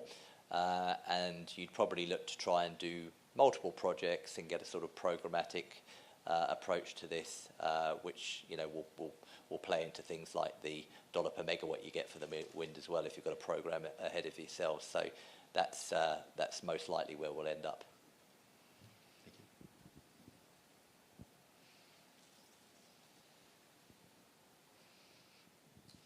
Morning, thanks team. Just a quick question on phasing geothermal. I think you've got a consent for 80 megawatts at Tauhara Stage 2. Just wondering what the decision behind going for 50 first and then 100 later is. Yeah, I guess it's speed. So it want to do 50 relatively quickly to support the energy system. We're comfortable with the resource reservoir can handle 50. We do want to leave a little bit of insurance there for make-up for Tauhara, if required. So that's why we're not sort of building out in short order the entire 80 that we've got available to us now. So it leaves a bit more time for that. Is there a transmission capacity constraint? I think you're talking to that in Tauhara Stage 3, which may lift the capex per megawatt. Yeah. Not for Tauhara 2, but Tauhara 3, there probably would be, yeah. Does that still keep the cost within the guided range of 6.5 to 7.5? We'd like to think so, but we need to work. That's still quite a way out, so we still need to work through that. Yeah. Cool. The second question, just on batteries. Talking to a couple of your peers, obviously last week as well, they talked to a market sized sort of closer to 600 odd megawatts. You seem to be a bit more positive on the outlook. Just keen to hear your thoughts on why that could be the case and what could happen if there's an overbuild. Yeah, I mean, as I said, we're pretty comfortable with the market size at 900 megawatts. We see it as displacing the role that thermal capacity is playing at the moment in the marketplace with daily firming. We see it's dynamic. We see it's growing all the time. Retail and peak demand is growing faster than overall demand, so that growth is going to get catered for by grid-scale batteries. So we're pretty comfortable that the market's sized at that at the moment. I guess it's a little bit of a moot point because we're not going to get to 900 megawatts of batteries in the marketplace, in the next couple of years. And as I say, with the market growing as well, I don't think there's a huge chance of there being an overbuild. If there is, as I said, our position is we have less flexibility than everyone else, so we benefit from an overbuild of batteries to a certain extent as well, our portfolio. So, that's why we're comfortable moving into this position as a leader. Thanks. Any more questions? Thanks for the questions, and thanks, Chris and Dorian. Did we? Oh, okay. Sorry, Stephen had sneak in one. One more from Is it an Stephen. easy one or a difficult one, Stephen? Easy one. Under Armour. Why? No more questions. Wairaki A and B, can you just remind us how we should think about the current output of those plants phasing out? It's always a confusing thing to model. Yeah, I'm sort of renewable growth, not business as usual operations. So I could. The plan is. John, do you want to take this? You're better placed.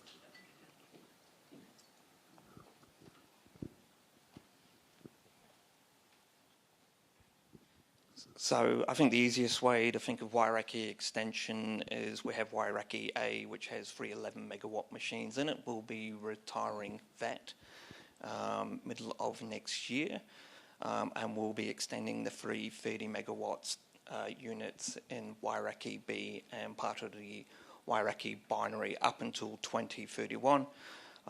We'll be operating that somewhere from 80 to 90 megawatts, depending on the fluid that is available from Tamihi 2 once that is powered up, and with the ability to flex up when we also have outages across some of our other stations. So that's the type of volume we'll be targeting out to middle of 2031 when that station will be fully retired.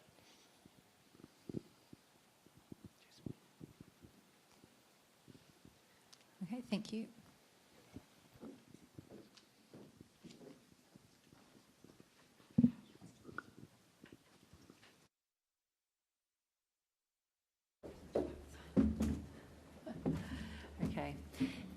Thanks to Chris and Dorian.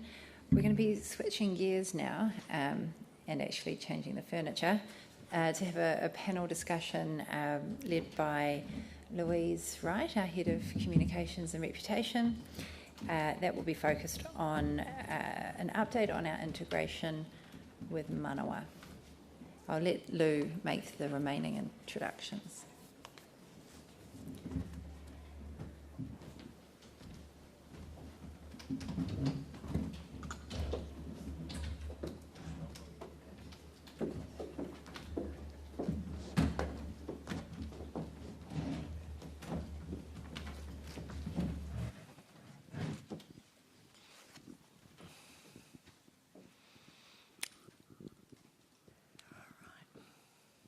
Thank you, Shelley. Kia ora koutou. I am Louise Wright, or Lou Wright as everyone calls me, my friends at Contact, and I'm the head here of Communications and Reputation. Joining me here to talk about uniting our companies, the Manawa Contact story, are some people who it is very, very dear to their heart because they have been living and breathing it in the last few months indeed. So with me today is our Chief People Officer, Jan Bibby, our Director of Integration, Matt Bolton, who many of you may remember is our former Chief Retail Officer, and of course our Chief Generation Officer, John Clark. Welcome. Now this is going to be a conversational session where Jan and Matt and John will share some of their insights into the integration process. And it's been one of the most significant mergers undertaken in New Zealand in recent times.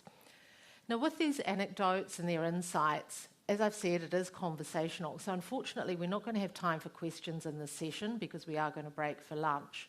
But I'd really encourage you afterwards, if you do want to have a chat to this lovely trio, when we've broken for food, just feel free to have some questions there. So John, let's start with you. You ready? Now, Manawa has 25 hydro schemes across the North and the South Islands. Now, some of them have been operating for some time, almost 100 years. What's been your impression of these assets? Okay, look, these are truly an impressive set of assets with an incredible history behind them, and they're scattered through some of the most beautiful parts of New Zealand. And I think I have the best job at Contact, where I get to boondoggle through New Zealand, having a look at every dam, weir, culvert, pond and canal that there is to see. But there's a beautiful elegance to how these things actually stitch together and harvest water for these schemes. But you know, what I was actually deeply struck by was the care and custodianship that the people who were supporting and operating these assets feel towards them. And Manawa was a professional organisation. They had really good asset management processes, well aligned to ISO 55000, which meant company strategy was aligned with engineering projects, with asset maintenance, and with the day-to-day operations. And the asset strategies were well matched to the value that each scheme delivers in itself. Look, there's always room, and I always like to chase ways to improve performance and safety. And it's important when bringing two organisations like this together that we learn from one another, that we somehow take the best that both has to offer to come out with something that is greater than the sum of the two halves. And a great example around that is dam safety. Mana was a significant owner of dams in New Zealand and have a really robust dam safety process. Now, we're taking that on board and actually applying that to our Clutha dams as well. But at the same time, we're strengthening that with our automated dam monitoring system and our very robust process safety engineering practices to get something that is actually better than what we both had previously. And that's really important because it's not always just about reliability, it's also about maintaining the trust and confidence of the communities in which we operate. And you know, one other great thing is the proximity of most of the Manawa sites are within 100 kilometres of Contact's existing operational footprint. which means we can continue to collaborate, we can share resources, and we can provide engineering support across those sites. And Manawa has a really robust enhancement project already underway, which is going to deliver up to 78 gigawatt hours of generation improvement through key replacements of turbines and generators, some life enhancement projects, and some significant dam safety enhancements. And there's already key project wins on the board. Manawa has delivered Matahina and Waipori, the Bream Bay restoration and significant dam safety works at Arnold, and High Bank and Coleridge continue to be in flight. And these projects will deliver long-term value, both from generation uplift, reduced maintenance, and enhanced reliability. So I guess, in summary, these are a really robust, high-value set of assets, and there's a lot of opportunity for us in them. Thank you. I think I can honestly say I've even heard anyone talk about an engineering company. It's beautiful, elegant. Love it. Now, Matt, it's been 4 months since Manawa and Contact came together.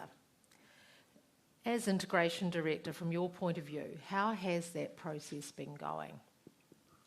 What insights can you share? And can you update us on the promised synergies? Yeah, sure, Lou. Look, it's fair to say M&A activity is not Contact's DNA. We'd had Western. We kind of went quite long with Manawa, $2.6 billion. So the thought process around it didn't start on the 11th of July, clearly. We actually kicked this into action with an integration office August last year. And actually our plan had sort of about 1,400 initiatives that we wanted to complete, actually pre-close and then post-close through to Christmas this year. So a significant amount of effort, probably knocking on the door of 50-odd people at Contact working on the program at any one time to ensure that the lights stayed on, our people stayed safe, the assets kept running.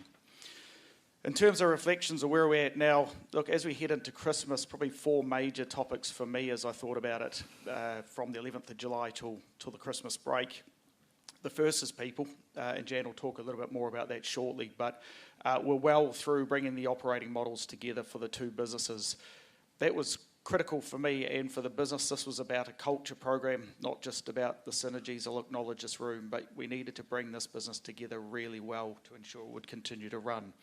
We're largely through that now, which is superb. We've been able to migrate about 2,500 ICPs, their C&I business, into our Simply environment now. That'll allow us to decommission their platforms and start as decommissioning work. All of those ICPs have been migrated across now. Half of them have been built out of the Simply platform, the other half from the 1st of December, and that's going incredibly well with no impact on those customers. So a significant milestone for that part of the business. Tim's here from our trading team, but we've done a lot of work in the trading space and the commodity risk space to bring one view about the commodity risk, how we think about commodity risk and trading across the two portfolios. That's going exceptionally well, and I would invite you to talk to Tim over the break as well to think about how trading's going with the combined portfolio. And then final thing for me, being the ex-retail guy, is the two brands will come together. We've been able to gift the name of Manawa back to Ngāti Hangaru, but we'll bring the two brands together this side of Christmas. So as we come out of the January break, you will just largely see Contact in market. So some pretty significant milestones for the business there. In terms of synergies, I know you'll be interested. Yes, we are well on track to hit the $28 million annualised run rate within the 12 to 18 months. So we're pretty comfortable that is happening. There's a lot of hard work there, but we're comfortable we can see the light at the end of the tunnel. John's, of course, talked about the portfolio or the asset refurb program. We feel we're pretty comfortable with the portfolio benefits and, of course, the Mercury repricing into the current wholesale environment. I'm sure the maths isn't too hard to see there, but we feel we'll hit that number as well. Lou. Thank you, Matt. 1,400 initiatives. So here we go. With any business acquisition, Jan, bringing two entities together, it's highly disruptive to a business, let alone one the size of Contact and the size of Manawa. How have you been managing this while ensuring that Contact keeps its focus on delivering what we've promised to our strategy. Yeah, there's no doubt that when someone announces a potential acquisition, everybody wants to be involved, but not everybody can, which is why we set up a dedicated integration management office, established all of the relevant work streams that we knew we needed to set up, and appointed some of our really good people to lead those work streams. And that group collectively developed the plan that Matt's just talked about, that had about 1,400 initiatives in the program system that we were tracking to. At the same time, we constantly reinforced to the rest of the business that we don't get the right to acquire a business and integrate it unless we keep our own business as it is, running and performing really well. So that was a consistent message over the months. They probably saw some of their colleagues who were pouring a lot of hours into developing that plan and thought they were probably better off doing BAU. But there's no doubt that we just had to keep reinforcing we have to deliver our plan while we build the plan for the integration. For quite a number of months, we didn't even know whether it was going to go ahead or not. It would be fair to say it's gone really, really well. We are on the cusp of completing the operating model change. So on the 3rd of November, we migrated 127 people across from Manawa into the Contact payroll and system, and they have subsequently been paid once, so that's gone well. And we welcome another 40 to 45 people on the 8th of December across onto the Contact system, and that pretty much leaves all of that operating model change now completed, and we had targeted to do that by the end of December, so we're well on track. I've done, in my career, I've led and been involved in quite a number of acquisitions, and I have to say this is probably the one that's gone the best of any I've been involved in. And I really believe that was down to two things. One was the absolute meticulous planning to the very last detail that we did. And two was putting the right people onto that program to plan and keeping the rest of the business running really well. Thank you, Jan. Now, Matt, Mana was a smaller business known for focus on managing cost. So how's the new Contact going to leverage this expertise as we deliver cost and capital efficiency with Contact 31? Look, the first thing, I'd assure the room here that Contact was also pretty diligent with its cost management, you know, the performance in the retail business, I think, is a great example of that, of invest in the right places. However, you always got to enter these things, and John mentioned earlier, you need to learn, and I think that's where Contact's culture is now. And I think the insight for me is that Manawa's a business that's had to thrive through a lot. If you go back over the last decade, go back to the sale of Tilt, you go in 2017, you go to 2020, hey, let's exit a retail business. You chuck in a couple of CEOs along the way, and then Contact tipped up and said, hey, let's buy this one. All at the same time of keeping their lights on, the business running, their people safe. It is a very diverse business with very different assets, albeit in the hydro space. So there's a bit of magic in their DNA that we were really curious about. And what I think we're seeing so far, and John's alluded to it, Manawa does bring the team there does bring a different lens to the same problem. And we are learning all the time about how to do things slightly differently. We've had the asset management or the dam safety view there. We'll continue to see that, Lou, across the coming months. We have a number of the team, as Jan just said, coming onto the Contact team. So we're learning all the time. It's fair to say that, as I mentioned, they look at it differently. It's a good challenge point for us to embrace, and I'd like to see some 1 + 1 = 3 off the back of it.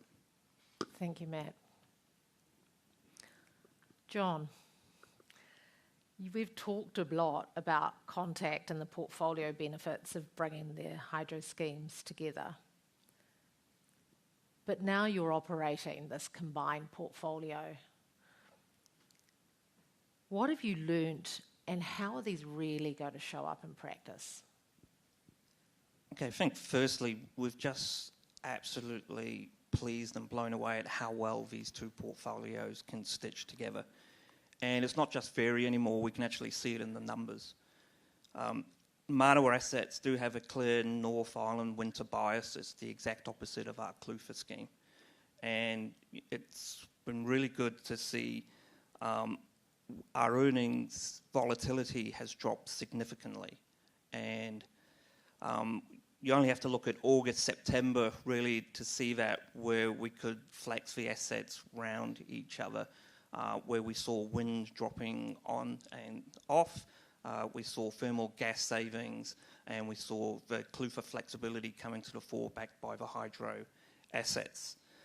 So within the first few months, we have identified a way to lift earnings by about $15 million, and that's without increasing any risk, and that's absolutely awesome. The context has also shifted a little bit since we started the due diligence around the Manawa acquisition. We've landed the Greymouth gas deal. We have the strategic reserve at Huntly in place, and we've managed to shift a bunch of gas and electricity deals. And we see further opportunity ahead of us in fixed price sales. So, I mean, to be able to achieve that alignment across the portfolios is critical, and we've made solid progress on that front with spot market optimization, with portfolio modelling and long-term channel strategy management. So the two trading teams have come together really well, and we now have a combined set of portfolio tools where we can test scenarios and capacity decisions under different inflow and wind conditions. Standalone, both companies would have been at their risk limits, but as a combined entity, we can take on more sales without actually breaching those limits. So we're confident we can commit to further sales through winter 2026 and beyond.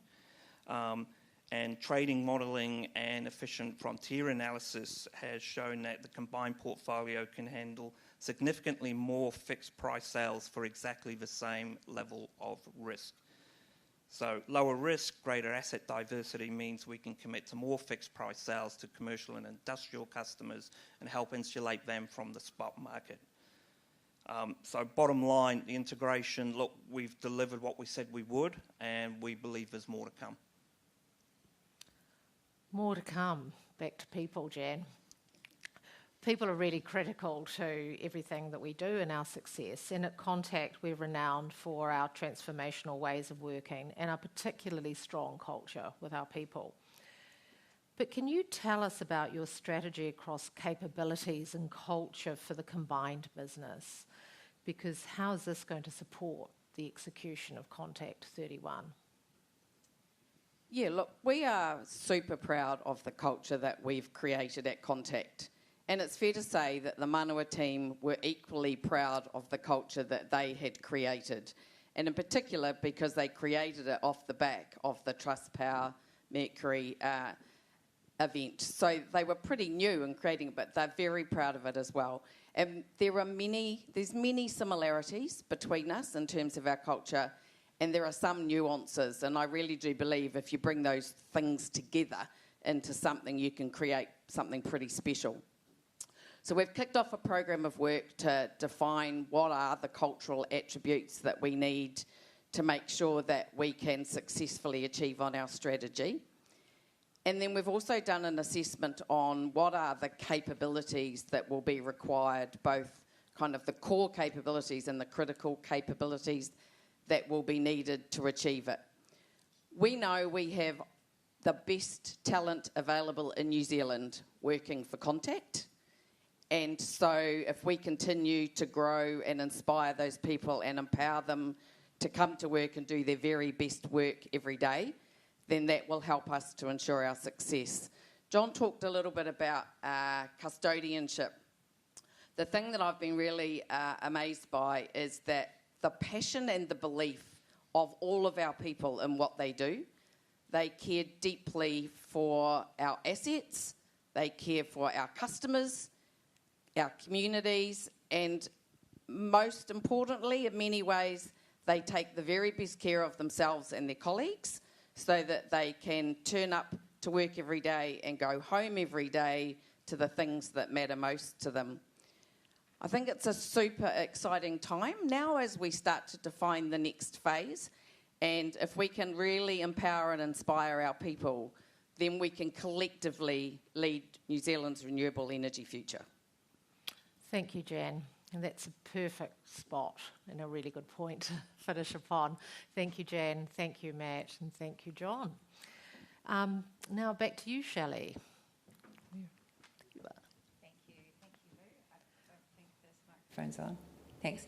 Thanks to our panel and thanks to the presenters from this morning. We're now going to take a break. And for those of us watching online, we'll be on pause for the live stream and that will resume at 12:40. And so we'll see you then. Good afternoon, everyone. I hope you enjoyed lunch. I'm Carolyn Louis, and I'm really excited to be here today to share with you the retail strategy and how we are going to lead the transition in the home. Today, I will cover the highlights from Contact 26, the latest market trends that have shaped our strategy, our strategic priorities, and how we will transform and modernise the retail business for the future. Over Contact 26, our retail business has delivered strong performance across a number of areas. We've focused on being a trusted retail provider through initiatives like removing contracts and disconnection fees to make it simpler and easier for customers and to build trust. And more recently, we launched the Good Initiative to support those that are in hardship or vulnerable in our communities. We committed to invest $5 million this year in expanding the number of customers we can support with wellbeing credits, and to grow our partnerships with community organisations with wraparound services so that we can continue to reach those that are really hard to connect with. We are now a true multi-services provider, with over a third of our customers having electricity plus either gas, broadband or mobile with us. This delivers both better retention and growth in EBITDAF, with every additional gas, broadband and mobile connection delivering incremental margin. We have continued to drive innovation and greater customer value in market. Our good plans that offer free or discounted off-peak power have proven to be popular with our customers, with 34% of our electricity base now being on our good plans. Our good plan customers have high NPS, are more likely to stay and have helped us shift peak load. We've also released 3 flex products to enable customers to get even greater value, with like hot water sorter, our BP out-of-home EV charging partnership offering our customers discounted charging at selected times, and our virtual power plant pilot. We've now grown our customer connections 29% to 650,000, while also maintaining our lowest cost to serve energy retail position in market. A big driver of our improved cost to serve has been the growth of our digital channels, with now 80% of interactions being managed by digital. Over the last 5 years, we have made great progress in cementing ourselves as a truly multi-services provider in the market. So we are ready to build on these foundations and take advantage of the next opportunities on the horizon. The retail market continues to evolve and change. Regulatory oversight is increasing. With the increased focus on energy affordability, we've seen a large increase in regulation and requirements, requiring us to give customers more choice, make it easier to compare plans and save money. Locally, all the large Tier 1 energy retailers have invested in new technology stacks to improve customer experience and market agility. We expect that this will intensify competition and increasingly provide customers with more innovative products and choice. With the cost of living challenges, customers are seeking more value and actively engaging shifting their electricity consumption to save money. Many of our customers on good plans are looking for ways to save money by taking advantage of our free power periods, by turning on their dishwasher or their dryers after 9 p.m, or saving all of their washing for the weekends. There is a growing segment of savvy customers who are looking to further electrify by investing in EVs, solar and batteries, giving them greater ownership and freedom over their energy usage. Agentic AI is growing every day, and we're seeing globally energy retailers are transforming their operating models and building out AI radically to change how they service their customers while delivering more personalised experiences. Our retail strategy is focused on leading the energy transition at home. Like our broader Contact Energy strategy, we have a role to play to support Kiwis to electrify and contribute to New Zealand's renewable energy future. We have 3 key strategic priorities. Firstly, to attract and reward key customer energy profiles and locations, and product bundles to optimise lifetime value while we're also reducing cost to serve. We will do this by building out advanced segmentation that builds on Contact's unique attributes. The key is where we see opportunity is to win customers around our growing generation footprint across New Zealand, targeting gas users and those with a higher propensity to multi-product customers in the future. Secondly, harnessing digital and AI technology to make every interaction easy and personal. We see an opportunity to invest in technology to deliver both a better customer experience and greater efficiency. And finally, empowering customers to shift usage to off-peak times through demand flex, virtual power plants, and our good plans. Our market-leading time-of-use plans have demonstrated that customers are keen to engage in innovative energy products where the right incentives are in place. This gives us a strong platform to build out further products to enable customers to shift usage in the future and be rewarded for it. The key outcomes that we'll be focused on over the next 5 years is, with the future retail technology stack a key enabler for our whole retail strategy, we will target to select and commence execution of a new technology stack in FY27, with all customers live on the new platform by FY31. We will continue to reduce cost to serve per customer, decreasing it to $90 per customer by FY31, enabled by a new technology platform being embedded across the retail business. And finally, lifting retail demand flex from 10 megawatts today to 65 megawatts under management over the period as customer electrification and adoption grows. To secure our cost to serve advantage, we'll invest to modernise our retail technology stack. By consolidating our retail systems into a single modern retail platform, this will give us the opportunity to simplify our product portfolio and our end-to-end processes, which will enable us to leverage AI to automate and further digitalise customer service. There are global examples where conversational AI has reduced wait times and average handling times. We will transform our business to operate more efficiently and build out people capabilities to harness the benefits of modern technology, to remove customer pain points and enable us to resolve customer issues more efficiently. Technology platforms are evolving rapidly over the last few years, so we have the opportunity to take advantage of these enhancements, particularly with AI being natively embedded in many of these platforms now. We will take an iterative approach to the delivery program and ensure that we're delivering value at each phase while minimising business disruption. We have shifted our approach to cost to serve and taken a customer-centric approach to our cost to serve per customer calculations so that we can align to the global benchmarks and ensure that our ambition to reduce cost to serve is best in class. Retail demand flex is a key opportunity for our customers to take even greater ownership over their energy usage, while also improving Contact's load shape.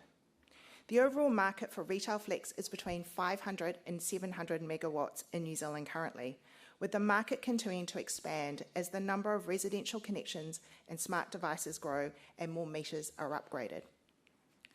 We have been actively expanding our hot water sorter program to shift load to off-peak periods.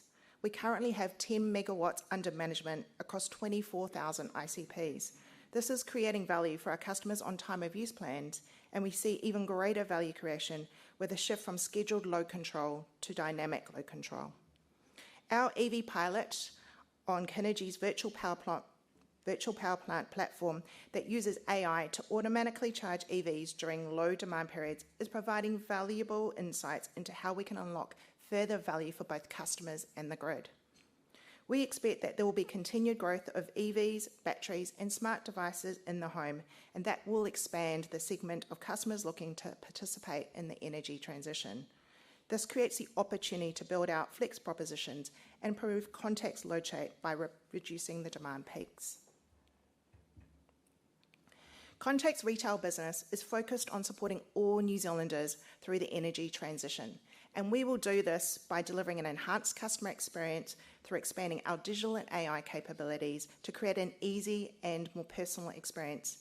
that reduces the customer reasons to call us and time to resolve when there are issues. Providing customers with ways to take even greater ownership over their energy usage that delivers value for both us and them, and continuing to innovate and deliver great value through our multi-product offering across energy, broadband and mobile, particularly supporting our gas customers through the transition as the gas supply continues to taper off. And importantly, focusing on energy wellbeing by supporting those that are the most vulnerable in our communities through the Good Initiative. Contact's retail strategy is about leading the energy transition at home, delivering value, innovation in ways that customers can take greater ownership over their energy use. We're building a future-focused retail business that's ready to support Kiwis through the evolving energy landscape. As you can see, our strategy to lead the energy transition at home is deeply connected to our ability to leverage our tech advantage. With that, I'll invite Tai War, our Chief Technology Officer, to speak to this.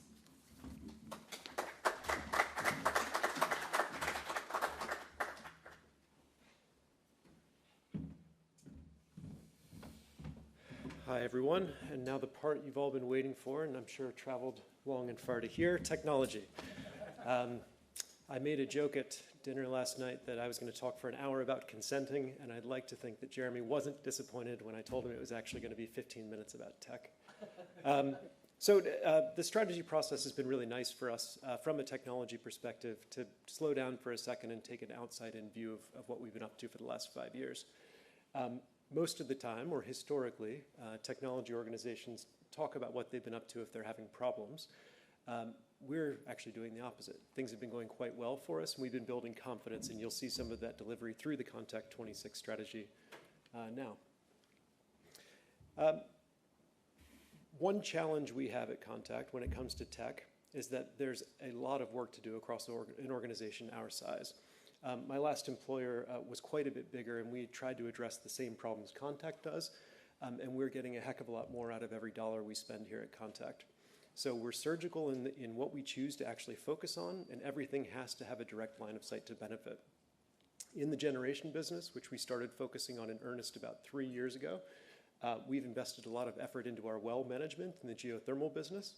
This means we can more tactically schedule our workovers of those wells to ensure we're getting the most capacity out of our plant.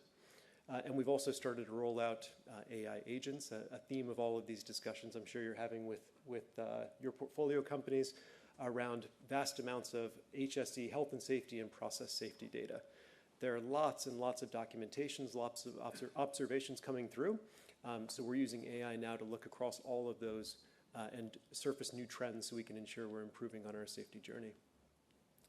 Along with generation, we've also increased our focus on trading.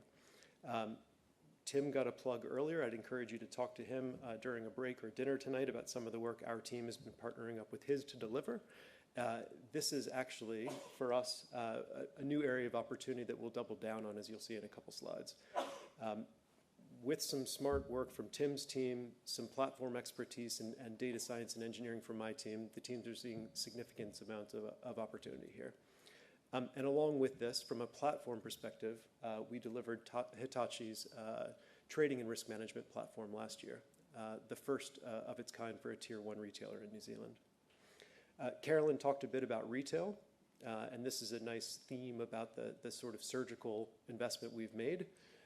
You don't hear Contact talking a lot about these investments historically, but we are leading in lots of ways in the retail business.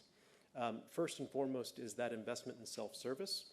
So we started at 40% of self-service interactions 5 years ago. Now we're up to nearly 80%. And what that means is when a customer on a multi-product bundle calls us, they get through sooner and get an expert faster, when historically we had a lot of people calling us to ask questions about their bills and things like that. We've also invested a lot in the data platform here, and this is going to provide an interesting foundation for us when it comes to all of the things I'll talk about, whether that's trading, generation, or retail. Most organizations and a lot of the other CTOs with whom I speak are now learning the hard way that agentic AI doesn't come first. It's the data readiness, the data migration, the data cleansing, and that is how you actually get opportunity from agentic AI. And we've invested in the right thing first, along with capability and data governance, so that we can accelerate into the agentic era. Corporate's become an increasing focus of late. A lot of that is around automation, as you might imagine, in the HR space, whether it's onboarding or offboarding or finance.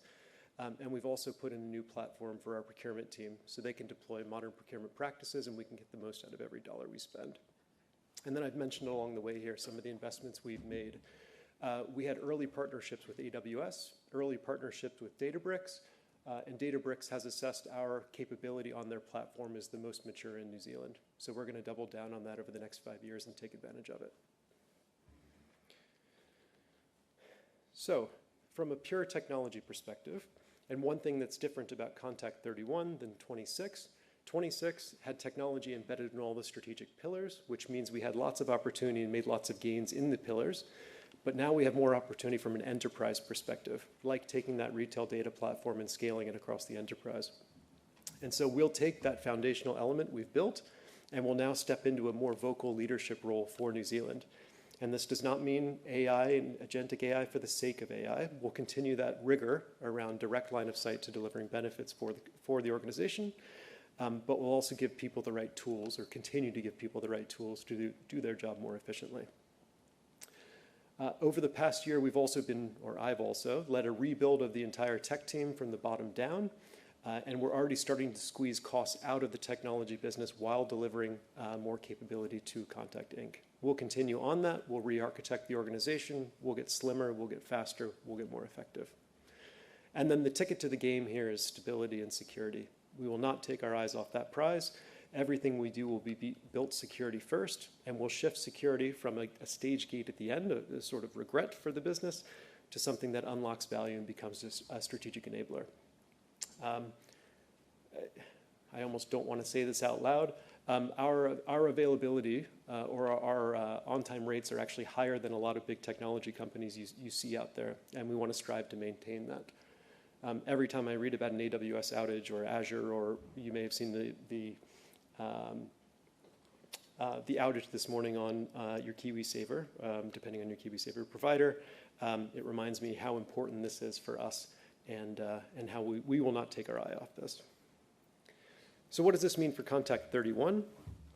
In generation, we continue to make sure we get the most out of our consents, out of the plant we've already built, and give people the tools they need to do their job even better. Because as we bring more megawatts online, our cost base won't scale up to meet that, so we need to become more efficient along the way. When it comes to trading and flex, and I'll invite John Clark up to talk about some of the sizzle part of the presentation after this, some of the direct things we've done in trading, and you've already heard some work about, or some of the work we've done with Manoa, making sure that we're using our trading portfolio and platform to get the most value out of our assets. Carolyn talked a bit about retail. We will be putting a fair amount of effort into re-platforming our retail organization.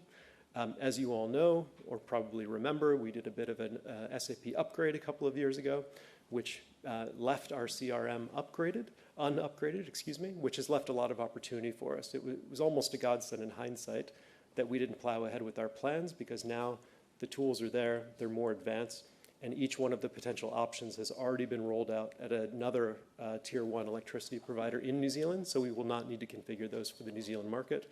They will be ready for us and ready to go. We will put more effort into corporate. Productivity is going to be an increasing focus in Contact 31, and this is making sure we're doing this in a very smart way, along with agentic AI, but also the basic tools around automation and data availability. And then in that data and enterprise tech space, simplification, simplification, simplification. Along the way here, we'll be delivering the Manoa integration. Most of the work for Manoa has been done from a people perspective. The culture work is underway. The technology work is just getting started. We've got a bit of a pipeline ahead of us, but a lot of strong capability and some really good starts when it comes to integrating all of the Manoa applications and platforms into a single streamlined Contact environment. You can see along the bottom there a couple of the trends or how we've staggered this over time. We will need to build a bit of capability to deliver this. But as I've said, we've built the foundations, we've built the confidence, and the team is up for stepping into it. So with that, I'll invite my colleague John Clark to the stage to talk about some of the work the technology and trading teams have done together.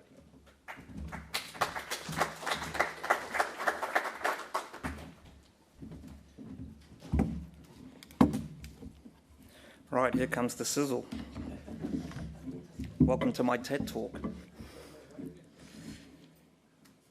Look, Ty already mentioned we've proven we can execute some good digital capability in the trading area. We have the trade deal capture, we have market-making algorithms out there, and we also have a very strong trading portfolio optimization tool. But we haven't stopped there. So, I mean, our trading and technology teams, they've engaged with energy trading operations in overseas environments, and we've done that because a free exchange of learnings and insights can take place as we operate in non-competitive markets. And the transition, I think, has been characterised by rapid change over the last 5 years. There's more intermittent generation, there's changing markets, spot markets are getting more volatile, grid-scale batteries are coming in, there's the beginning of the home retail integration, and growing residential solar and distributed resources. So what does that mean for our trading and technology? Heuristics, whereby you operate by a rule of law, have given way to methods of optimization. Volatile markets, they require agile responses. Business-led solutions need to guide the priorities. You need a dedicated technology support working closely with your trading business. Off-the-shelf optimization for incumbents can be dangerous, and it's better to control the IP. So in-house development of intellectual property, tools and trading strategies with in-house expertise becomes very important. So digital trading, to me, it's a people capability as well as a risk management initiative. Where having the right people capability in trading and digital creates a competitive advantage through developing digital tools and advanced analytics to iteratively improve portfolio modelling, drive faster insights, improve algorithms, and trade our energy optimally. What it really means is we get the energy nerds working really closely with the computer geeks. We have a deep level of market understanding in our trading subject matter experts, working with the digital and technology experts to deliver improvements all the while maintaining a clear line of sight to delivering and value while taking on and understanding what is acceptable risk. And the next steps in our trading technology roadmap will centre on creating a centralised platform for both the Manawa and Contact trading desks, embracing further optimisation techniques in our trading tools in anticipation of more volatility, and unlock the flexibility of our assets, be they hydro, thermal, and the incoming batteries. Other markets use optimizers for real-time dispatch, introducing automation and algorithmic trading to maximise gross margin. This is essential in systems with high renewables and volatile prices to enable dispatchable assets to target high price periods. So for our portfolio, in the near term, this means the Glenbrook BESS, the first integration program requiring algorithmic trading tools online first quarter of 2026, and the Clofer scheme with its large flexible hydro asset suitable for optimisation. So background on Howard, I'm not going to explain what's on the slides. There's much smarter people in the room than me who can just explain how machine learning works. But it's essentially a decision support tool for Clyde and Roxburgh hydro stations. It physically models river flows, reservoirs, station performance, takes into account operational constraints and regulatory compliance around minimum flows, and then it mathematically optimises, determining the optimal schedules linked to the market conditions. It runs daily over a 36-hour horizon, and its outputs are compatible with our other trading tools. So the benefits are it maximises value by aligning operations with market opportunities to circa just under $8 million per annum. It manages risk and ensures compliance, and it's also extendable to other hydro schemes, and we will adopt this approach for some of the other Manawa schemes. Background on Batman. Look, it's an automatic trading tool for the Glenbrook BESS. It optimises bids and offers in the energy and reserve markets up to 72 periods ahead. Through data integration, it takes in price forecasts and real-time telemetry. It puts it through an optimizing engine, which accounts for marginal storage value, factoring cycling costs and efficiency, and then it converts that optimization result into a compliant set of bids and offers. And it has this dynamic decision-making whereby it adapts to the state of charge and the market conditions which is changing all the time. It handles the complexity of short duration storage of 2 hours. It enables real-time responsiveness and automation and is scalable for future battery assets. And if you have any questions on how either of those works and how Bayesian regression works, our head energy nerd, please stand up, Tim Boyce, who runs our wholesale trading team, would love to take some questions on that. Thank you.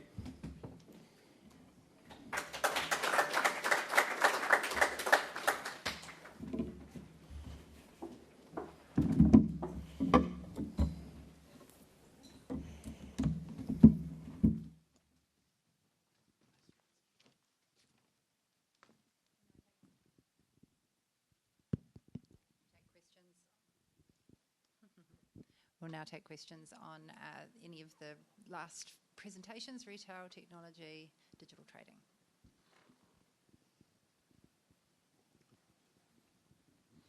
Thanks very much. Just curious as to the migration timeline for your new tech platform. It looks like you've been pretty generous in giving yourselves 3 or 4 years.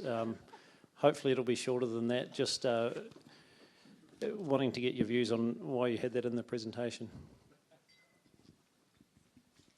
Because we didn't really say what all our other targets were between FY27 and FY31. So it won't be FY31. We will get into detailed design, feasibility, vendor selection in the first 6 months of next calendar year. And then my expectation, it will take somewhere between 18 months and 2 years. But it really comes down to the vendor we go with and the partner we choose to work with and what makes sense for both the customer base, our business, and minimising business disruption.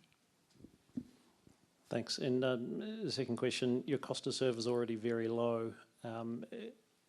As you migrate, are there any components of that current low cost to serve that you can bring over to, I suppose, the next way of operating when you migrate systems?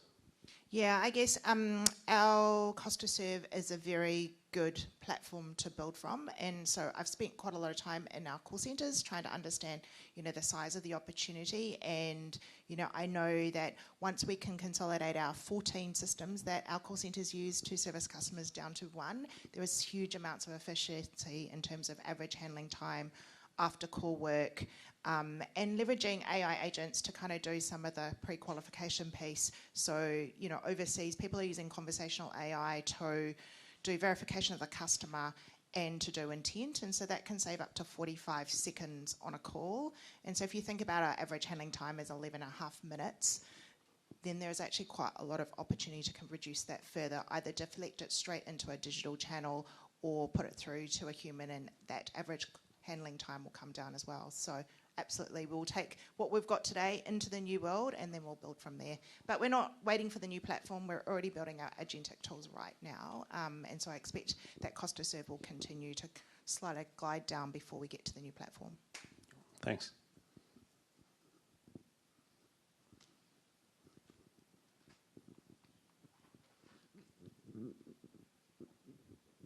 Thank you. Just 2 questions on the algorithmic trading. So firstly, how mature is algorithmic trading in New Zealand versus other markets?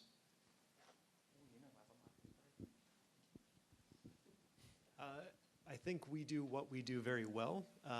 It's hard to find an asset mix or a situation that maps directly to people in other markets.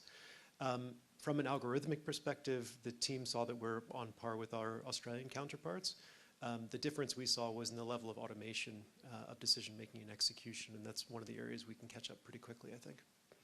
I'll leave the more detailed version of that for Tim. Thanks. And just secondly, there's been some concern in some other markets around extended use of algorithmic trading. Are you aware of any concerns about the use of algorithmic trading in the New Zealand context?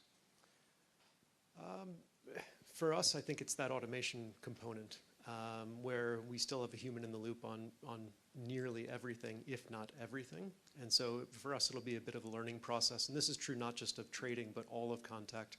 When AI agents pick up the pace and are able to execute more of the end-to-end value chain, where humans are in the loop and when they're not. So by our nature in the trading environment, we're a bit risk averse when it comes to automating our trading execution, and I think we'll just take a journey over the next couple of years together. Thank you.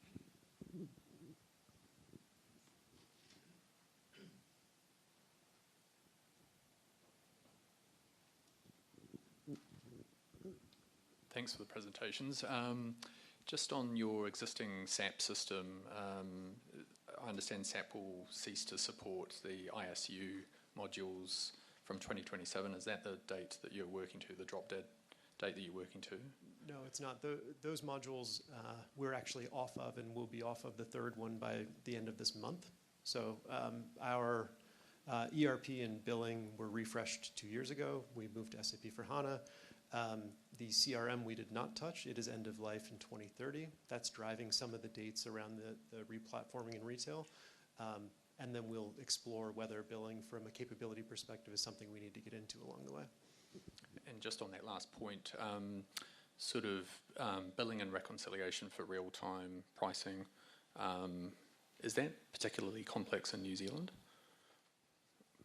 Would you like to answer this, or shall I? We've made it a little more complicated. We can get into how our system is set up. When SAP was deployed during our big painful migration a decade ago, the system was configured for ICPs. It was built for an energy-only environment. Right when that project ended, we became a multi-service provider, and ever since have been bolting on products to an electricity-first system, which means there's a lot of manual back-end processes and that sort of thing. It also means that every single multi-product customer we've had to configure a new product for, and now have over 10,000 products, along with 27 distribution companies, for all of whom we need to design unique products again. So it's a little complicated in New Zealand because of the distribution network setup. It's a little bit even more complicated because of the way SAP was configured 10 years ago. And so the replatforming itself will help us simplify a lot of that, take a lot of the back-end effort out. But as an industry, New Zealand, we don't find to be particularly onerous compared to Germany, for example, or UK, where we talk to other energy retailers.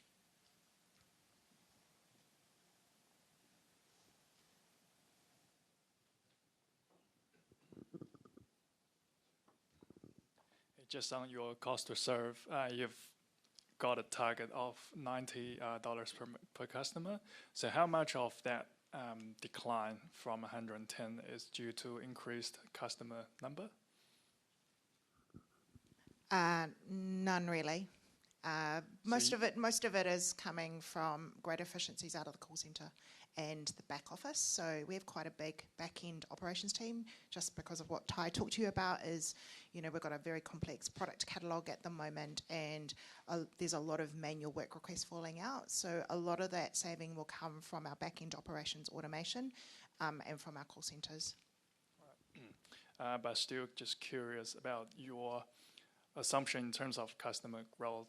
Is it you are not expecting much growth, or you think even with meaningful customer number growth, you'd expect the marginal benefit you get from a cost to serve point of view is marginal as well? Yeah, it's not massively modelled on big customer growth. I think, it'll play out differently over the next 5 years, depending on what happens with the wholesale price and as our generation capacity grows. But at this point in time, our connection growth is based on effectively BAU, what you've seen over the last few years.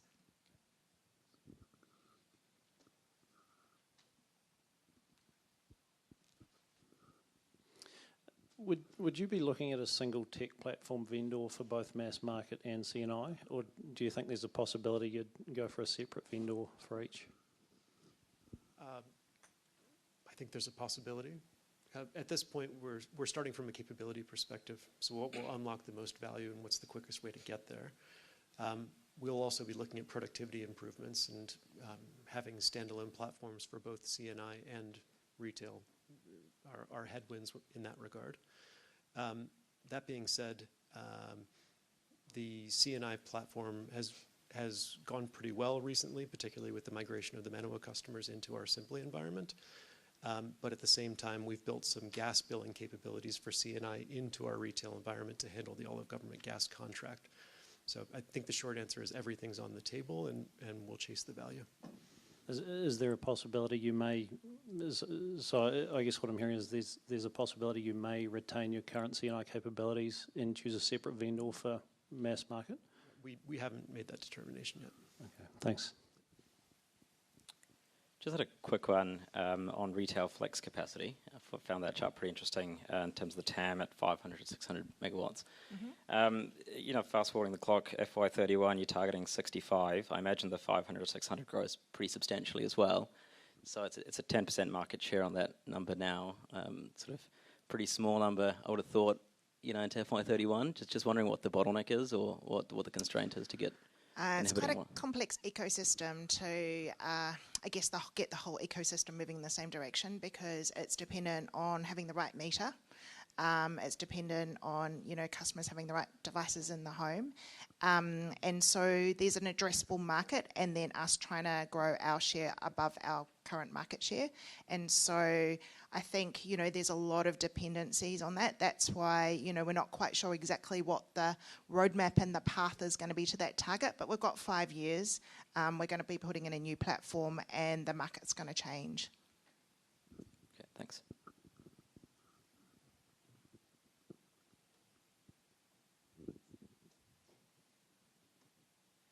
Are there any other questions? Okay, thanks to our speakers.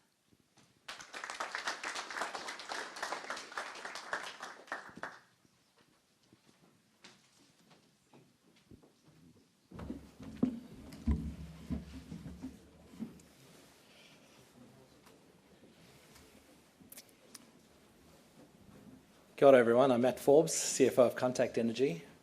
And today might just be the day that Mike regrets that international search for CFO. It's really great to be.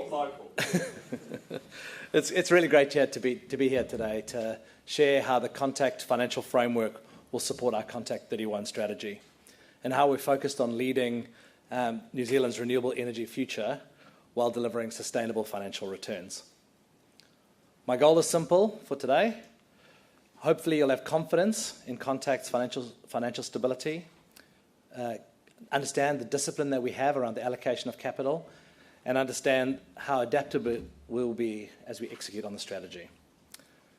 As you would have seen from the preceding speakers, we've got a lot to cover in this section, so let's dive right in. Contact is uniquely positioned for New Zealand's transition.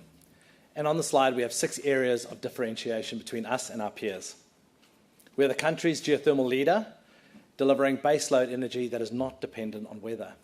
And in a highly renewable market, geothermal is special. It provides stability and certainty when other technologies just can't. And our position is strengthened by being New Zealand's second largest renewable hydro operator. And the addition of Manawa gives us diversification both geographically and via inflows. With batteries, thermal plants, gas storage, and thermal contracts, we have the flexibility to manage those demand peaks and any volatility within the market. So the combination of all of these assets gives us real confidence when prices are becoming more increasingly difficult to predict in the short term. As more wind and solar come on, there will be more price volatility. As demand patterns shift, we will see unrecognisable changes in the way prices form, whether it's wet, windy, sunny, or demand changes. On the customer side, we now have multiple avenues to market. We have strategic industrial PPAs who now flex their demand. We have commercial customers underpinned with Simply Energy, and a nationally significant retail business of which we now have a gas advantage. And so all of this means that we can deliver returns above what independent power producers can earn.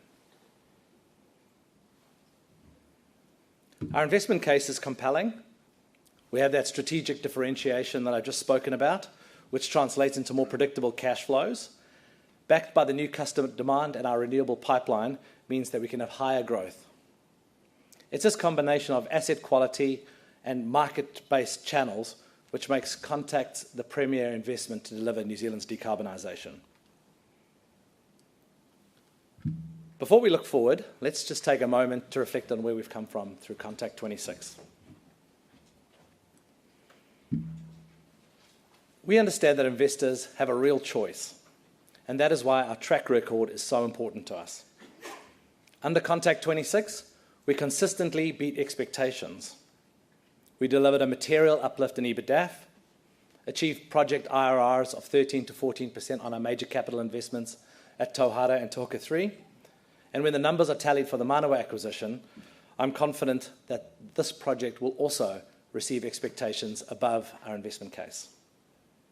And importantly, we've been able to adapt to these major construction challenges throughout Contact 26. The ultimate report card is shareholder returns, and the outperformance against peers really does give us credibility as we move into the next phase of our strategic evolution.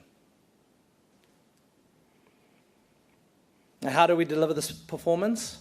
Well, here we outline the Contact business model. So the cornerstone of our performance is securing those long-term industrial PPAs via fixed-price PPAs, which supported our geothermal investment and ultimately the geothermal generation volumes.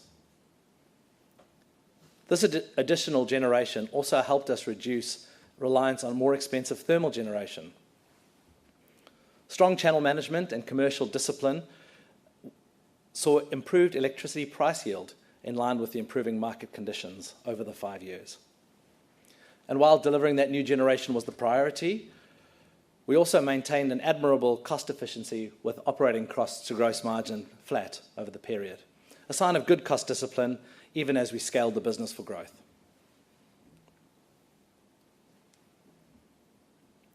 The Manawa acquisition is already delivering on the key transaction hypotheses.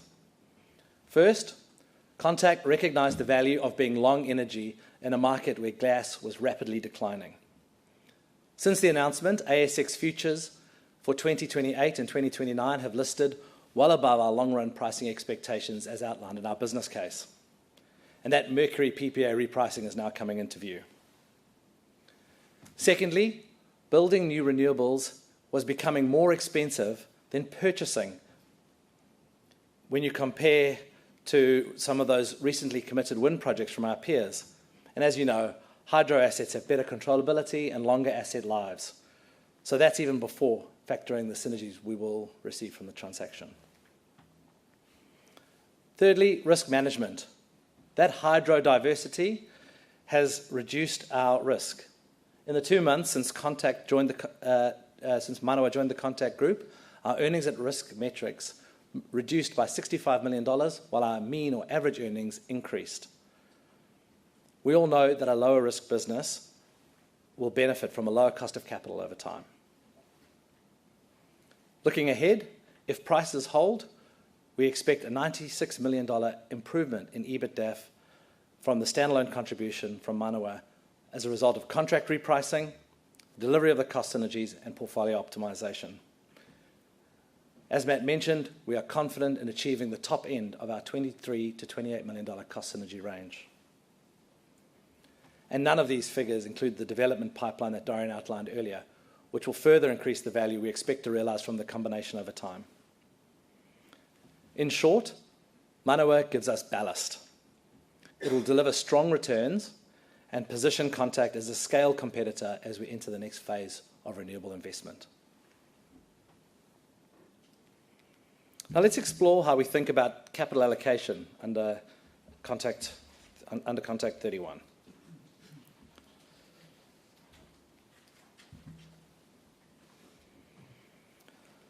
Our priorities are clear and they're sequenced for impact. Firstly, we need to keep the power stations running. Operational performance is a non-negotiable. It underpins confidence and cash flows. Without station reliability, growth doesn't happen.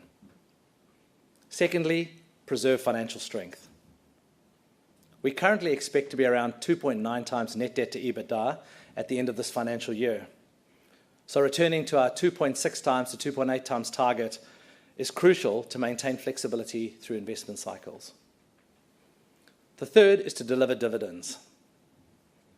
They matter to investors and help support the lowest cost of capital, which is essential if Contact is to be the key developer of new large-scale renewables in New Zealand. And finally, disciplined growth. Investors should have confidence that every project must meet our investment criteria, which is to target returns between 200 and 300 basis points above our weighted average cost of capital. You'll notice this category also includes $140 million of time-bound sustaining CapEx investments over the 5-year period.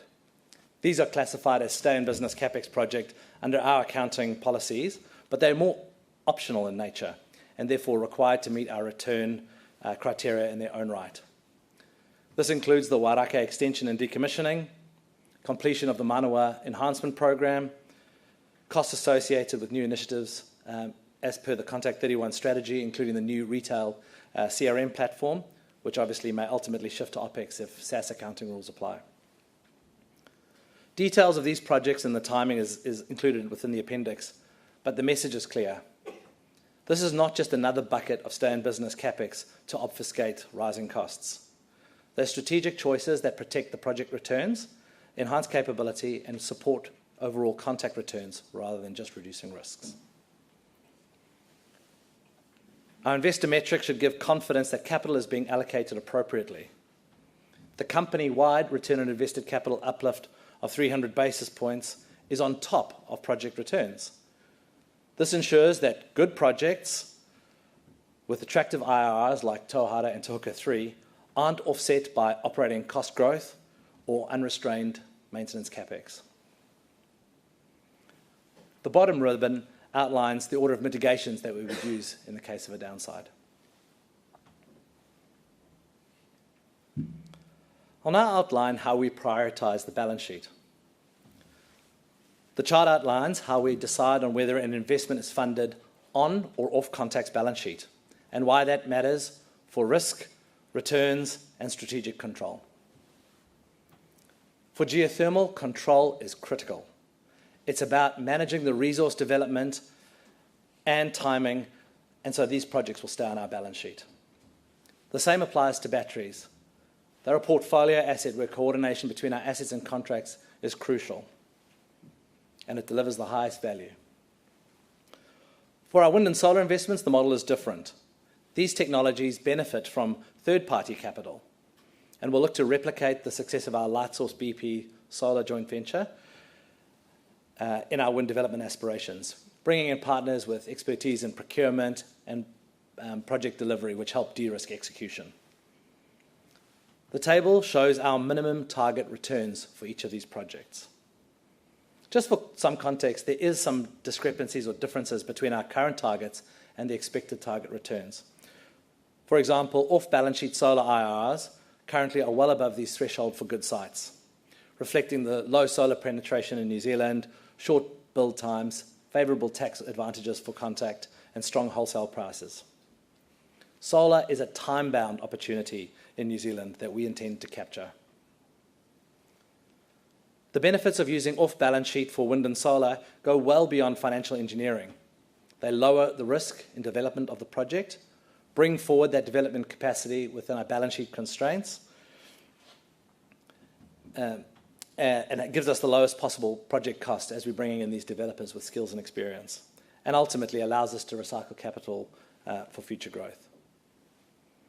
In summary, we prioritise our balance sheet for the highest returning projects with strategically critical control. We're not afraid of third-party leverage to help support our projects or where it can improve returns for Contact equity holders. As you've heard today, we have a clear plan for all of the projects that we want to deliver, and now you know the return criteria that will be applied to every single one of those projects. But with net debt to EBITDA expected to be at the higher end of the S&P range for FY26 and dividends linked to operating free cash flow, understanding how we plan to fund these growth investments is crucial. Our approach starts with growing EBITDAF because higher earnings expand the debt capacity that we are allowed to take on under S&P limits. Next, we'll look to use operating free cash flow beyond dividends, and we also use hybrid debt for equity credit, and finally, maintain additional equity options like our dividend reinvestment program. Protecting our BBB credit rating is a non-negotiable. It gives us continued access to deep liquid international debt markets, with the benefits evidenced by our recently issued Euro bond of $1 billion earlier this month. Issuances into these international debt markets ensures that we've got stable, low-cost access to debt. All of our debt is fully certified green, and our weighted average cost of debt is around 5.8% for FY25. We have a further liquidity runway of $1 billion, which helps us manage risks during a build program. So having multiple funding options, we can back the right projects at the right time, accessing the lowest cost of capital, preserving the flexibility that's important for our credit rating, and to support further growth in dividends.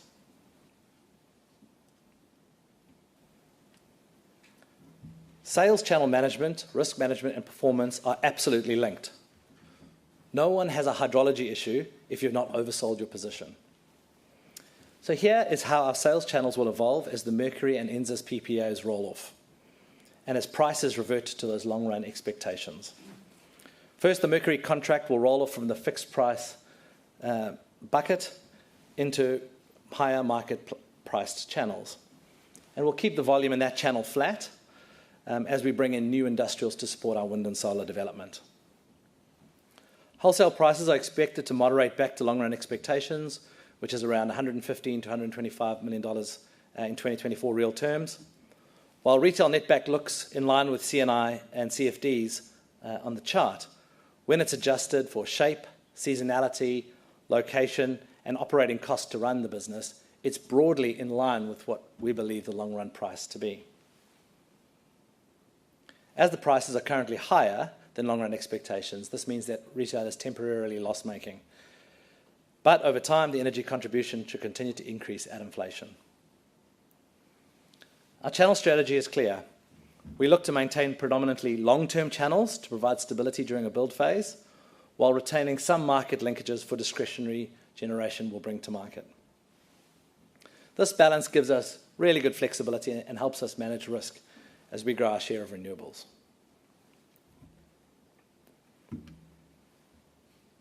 Contact 31 isn't just about growth. Productivity is a crucial part of what we're trying to achieve. And we're targeting a $38 million in run rate savings by FY27. That is $28 million from the Manawa integration and a further $10 million from broader productivity improvements. How will we achieve this? We'll achieve this by leveraging technology, streamlining our processes, and it's also a cultural imperative within our people. If we don't build this efficiency muscle now, we risk falling behind. And this is not just a cost control issue, but in how our broader leadership team grows in their culture and capability. This focus links directly to the people strategic enabler that Jan introduced and sets the foundation for further meaningful cost reductions post FY27. Our goal is clear here. We want to deliver growth without letting operating costs erode returns. That's how we protect the company ROIC and ensure that every dollar that we invest flows to shareholders rather than suppliers.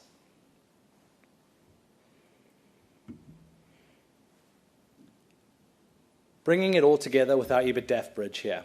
This includes our priority investment targets under Contact 31, and we've grouped these initially by online timing and then secondly by technology rather than a strict build order. You'll see there's already a significant amount of capital already committed. Projects like Manawa and the under-construction renewable assets are expected to deliver near-term benefits. Completing these is absolutely crucial before unlocking the next phase of growth that remains subject to FID. Future growth depends on a number of factors: demand growth, favourable consenting outcomes, new wind partnerships, and meeting return hurdles. To achieve the EBITDAF target that we have for wind, we must deliver a step change in construction costs. Recent peer estimates for wind would not meet our return expectations without that improvement. You'll see committed projects adding around $120 million supporting our deleveraging. This takes us to approximately $1.1 billion. With the addition of growth projects subject to FID contributing to a fully ramped exit run rate of $1.3 to $1.4 billion in FY31. This includes all the projects outlined earlier except for Tauhara 3, as it is only targeted for FID right at the end of the period. We've also included a range of $0 to $50 million in incremental EBITDAF from trading and retail investment. While these are really strong business cases, competitive dynamics mean the benefits will most likely be diluted if everyone invests heavily. These are good investments. But we need to be realistic about the delivery and base case outcomes because competition is a real risk of eroding those returns. So it's all about disciplined execution of our committed projects first, then unlocking the next phase of growth as the projects pass our strict criteria. Finally, we bring it all together with sources and uses of gross funding. We expect to invest between $2 to $2.5 billion over the next 5 years in growth capital. On screen, you can see our transparent targets using the growth funding framework we discussed earlier. First, the assumptions. We expect revenue growth of 5 to 10% compound annual growth rate, moving from about $3.25 to $3.75 billion in FY26 as we bring more renewable energy to market. This is because under the strategy, we expect to grow our renewable generation from 11.8 terawatt hours to 15.2 terawatt hours. This is a 30% increase in volumes, unlike the price tailwind that we had in Contact 26. EBITDAF margins are expected to sit between 24% and 26%, improving from the 24% we've achieved historically as higher cost thermal generation is retired and operating costs improve. Operating free cash flow conversion is expected to remain in line with history between 55% and 60% of EBITDAF as some of those time-bound stay-in-business CapEx investments roll off. To support growth and then near-term deleveraging towards our target, dividend increases will likely sit at the lower end of our 80% to 100% payout range initially. But with revenue growth and margin expansion, dividends will continue to rise in real terms. We also control the timing of all FIDs to reflect market conditions, the balance sheet position at the time, and the company's financial strength. You'll notice that a high proportion of the growth CapEx remains uncommitted. Projects that we are targeting for an FY26 FID include the Glorit Solar Farm and the BESS 200 at Glenbrook. Finally, we're fortunate to have access to additional equity like support through hybrids and our dividend reinvestment plan, which retains equity. When we brought Tauhara to market in 2021, the investor response during the placement showed there was strong appetite to back high-quality projects in the right circumstances. Contact 31 is fully fundable from Contact's balance sheet, supported by the same optionality that underpinned Contact 26. That disciplined approach, using the right source of funding at the right time for the right project, gives us the flexibility to fund growth and dividends. Our financial framework is all about balance. It's about growth and returns. It's about flexibility paired with discipline. We're building a resilient, low-carbon business with a focus on shareholder value. That's how Contact is leading New Zealand's renewable energy future. Thank you. I'll now hand over to Mike to introduce the Q&A.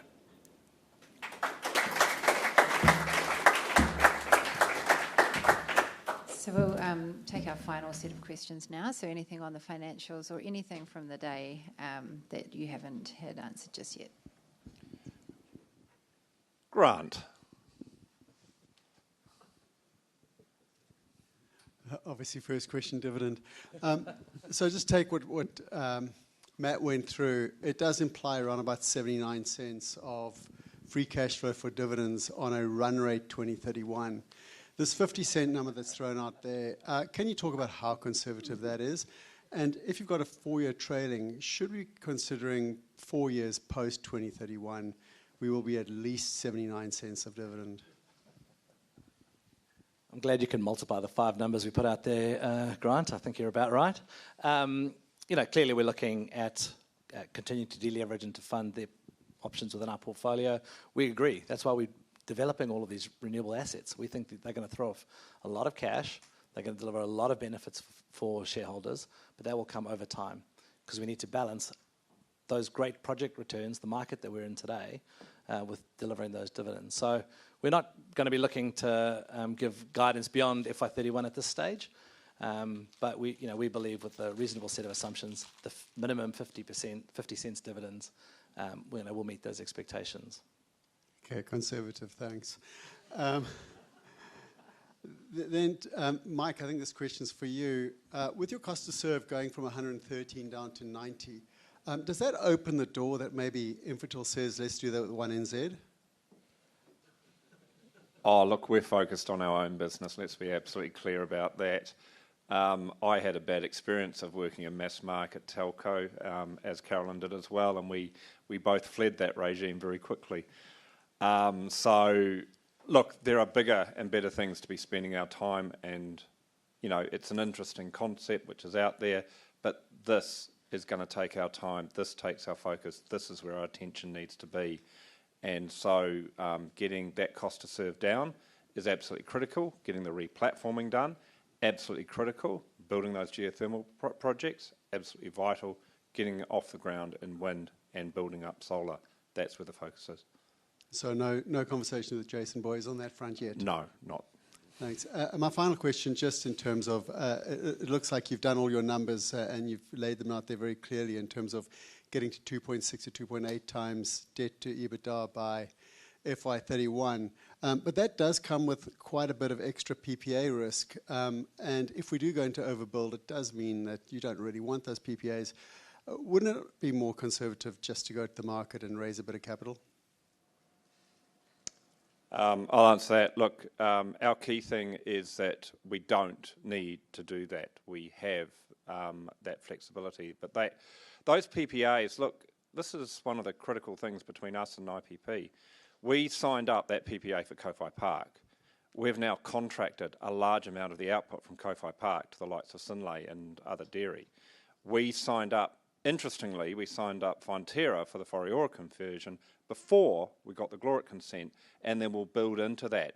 So that ability to not be time-bound or time-chained is actually one of our key attributes, is that we can build, sign up the PPA, and then on-sell it, or we can on-sell and then build. And that flexibility is something that I'm dead keen to preserve, and that's what protects us also against that scenario of overbuild.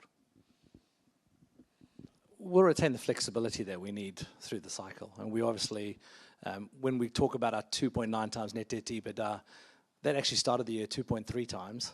We leveraged up for Manawa, and we've got $500 million of growth capex, which is delivering, the next wave of EBITDAF growth. So every time we get to that point in the decision-making cycle, we're looking at the full range of options that we have available to us, and we'll do the right thing for shareholders. I think the other thing to remember is that, when we first published the numbers on Manawa, I think we were looking at about 3.1, 3.2 peaking, and we think we'll be lucky to touch 2.9. So that outperformance, you just go, right, well, let's do that again. Let's do it again. So that conservatism that you talked about is actually keeping us in very good shape. Well, thanks for those answers, and thanks for a great outlook and good explanations behind that. Andrew. Yes, thanks for the day. A couple of sort of topics really for me. You've described wind and solar as non-core. Does that mean it is potentially up for sale and for capital recycling at some point? Is that in your thinking at all? Look, all those things are obviously part of the flexibility of our portfolio. We see it as an opportunity for off-balance sheet financing. That's not necessarily non-core. Electricity is our core.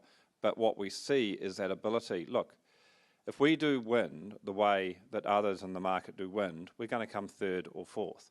We need to find a way of getting partners to catch the competition and establish a lead against them. That's going to come through scale and new partnerships, as we did with solar. So that's the thinking behind that. We have to do that stuff differently, which is why it goes off balance sheet.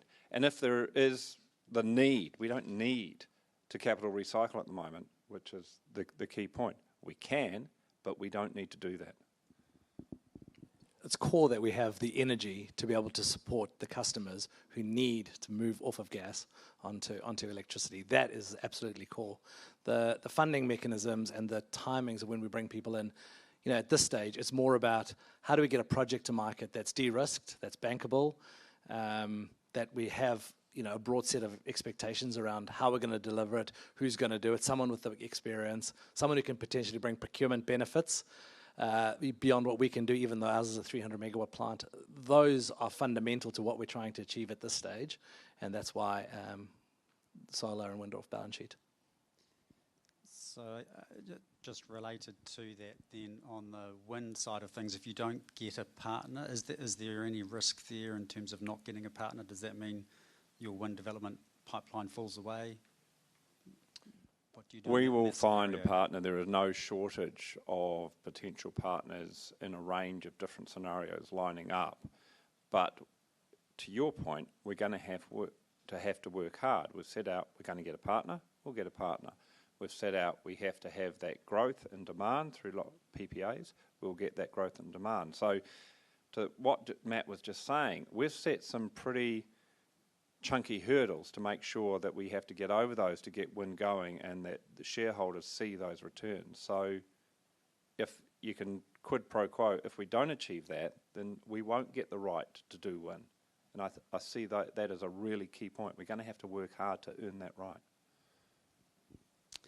And last question from me is, again, also related to the dividend, but with you talk about the buyback as a potential, particularly if you have dividends unimputed.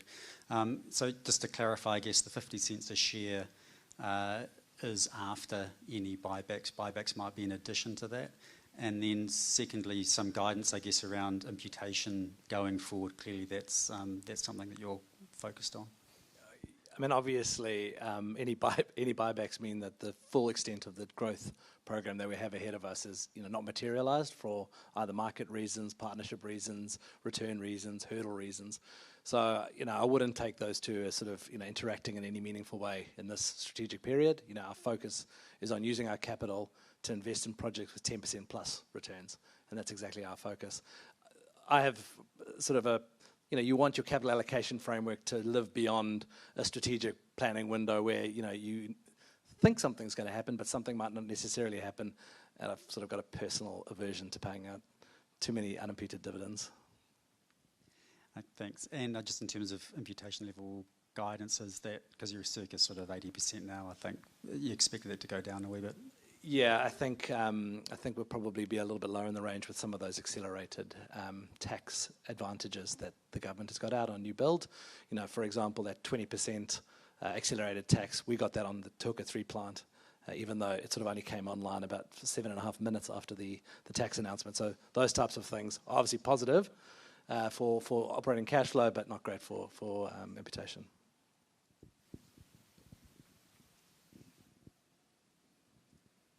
Stephen. Hi, gents.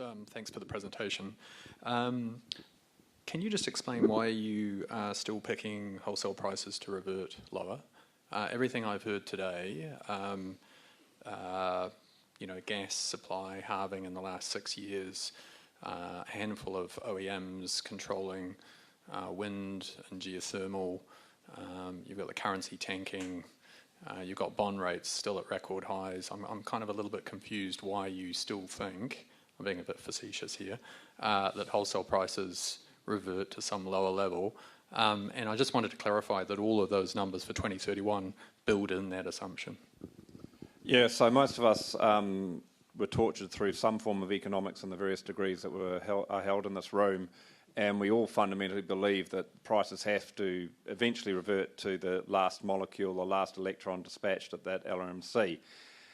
But there are always circumstances which change that, which continue to change that. And that the volatility, I'm going to call it volatility, that we've all experienced over these last few years has been phenomenal, which has led to that higher average price. The really important thing is that we look through that volatility, and we can genuinely see lower price summers and higher prices in winter. We didn't see that 10 years ago. we can see that intraday volatility peaking, and then with batteries calming off. So the important thing is less about, well, what's your average price pass? It's looking through and seeing the nuance and the volatility within that, and making sure that we as a company are match fit to take advantage of that. Yeah, all of our assumptions are around that long-run expectations around price. Mike's absolutely nailed it. The winters, we're very confident that we know what winter pricing is going to be, because we've got gas, which is costing us $200. We've got the HFO, which is in that same ballpark.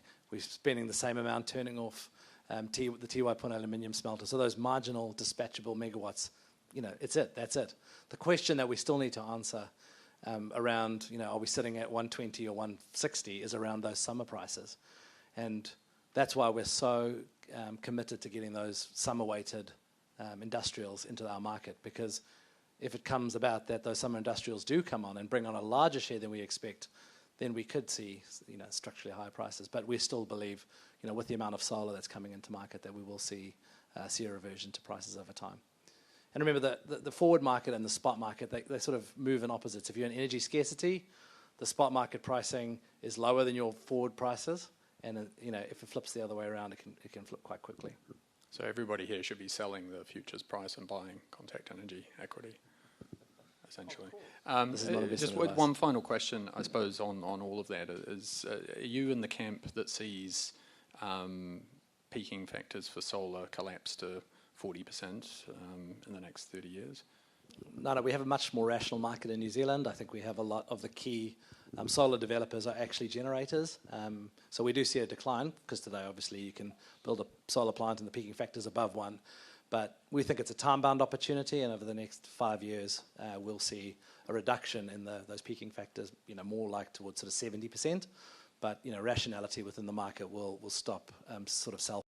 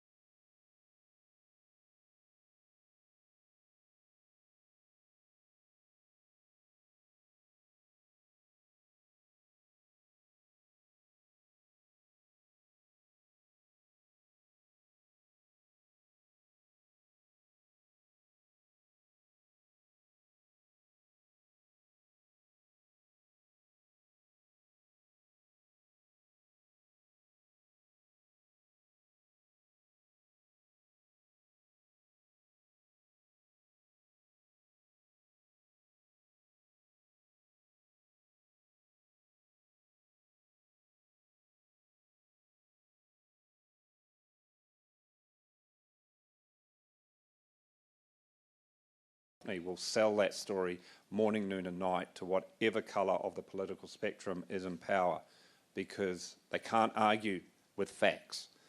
They cannot argue with the delivery.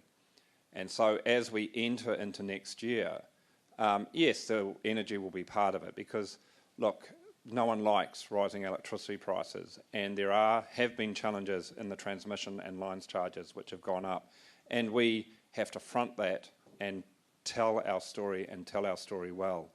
And we have to continue to deliver. We have to continue to actively engage with our stakeholders, as Chris outlined today. but that fundamental premise of it's not about a glib promise, it's about real delivery. And that's the best defence that any individual or any company can have in the environment we operate in New Zealand. Thanks, like that answer. Just going down to a slightly more detailed regulatory option coming up, which is the level playing field measures, which if implemented by the middle of next year could result in the need to lift retail prices to comply with the level playing field rules. Can you comment on those? How do you think that might impact? Clearly that could become part of the political conversation, but do you think in terms of your own pricing, when you've run the ruler over the rules, whether or not that would have an impact? Because as you pointed out earlier, you're taking sort of a long run view on retail pricing. When you compare it to a spot price, you would say it's underwater, but that's a portfolio position you've taken that might be compromised by these new rules. Look, we as a company, and it predates my time as CEO, we're one of the first companies in the sector to introduce a robust, rigorous, auditable and very transparent transfer pricing methodology, which sent the message very strongly, hey, the retail business has challenges. The innovation, creativity and business improvement that drove into that retail business has been phenomenal, and they have grown adjacencies, they have done gas deals, and they have built a very resilient business. I have no doubt that when the level playing field provisions come in, of all our competitors, we are in the best shape, having been literally turned into diamonds with that pressure, that we can respond to that. And no, there should not be radical price rises, because by that stage we should have got ourselves to that. Certainly we are getting towards that robust transfer pricing methodology, and we will continue to increment our prices in accordance with inflation. You are right, it is a very fine balancing act, but no, I do not see the need for radical price rises next year. Thank you.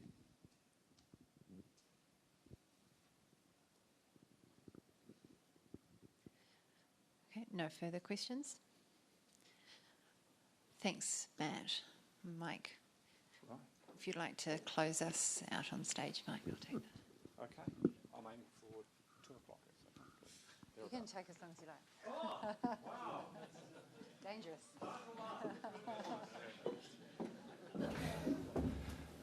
Kia ora tātou, and thank you for being here today and for some outstanding questions. Just to make some closing comments, just an announcement, and I talked about, behind Contact 26, and it looks all very sunshine and roses, but we're all painfully aware that that was a difficult journey where we had to build the muscle tone around project development and execution, and it was a painful process. So I'm pleased to announce today that we've just been approved resource consent for 400 megawatts of battery at Glenbrook, an additional 400 megawatts. So we talk about, those, Southland Wind, Lake Hawea. We are learning, we are adapting, we are acquiring that expertise, that instinct, which will carry this company well into Contact 31+. So, yeah, hot off the press, and no, I have not yet told my board, so they're just finding out now. Look, just to repeat, we've laid the groundwork and have a clear vision for success through Contact 31. The market and our strong competitive position present an opportunity to further build on our Contact 26 achievements. Contact 31+ will see Contact lead New Zealand's renewable energy future. It's not just about decarbonisation now, it's about a renewable energy future where us as Aotearoa have a chance to lead the world. And for goodness sake, we need to seize that opportunity, because as I indicated before, it's a once-in-a-generation opportunity. We will continue to lead the energy transition here at home, in homes, empowering customers to shift their energy use while making every interaction easy and personal. And the good plans have been a key part of that and will continue to be. And delivering on our strategy will be enabled by some fantastic people and leaders, great stakeholders and the relationships we're able to grow with those stakeholders over the long term, our tech advantage and getting after that productivity improvement. It will deliver the highest value outcomes for investors and for New Zealand.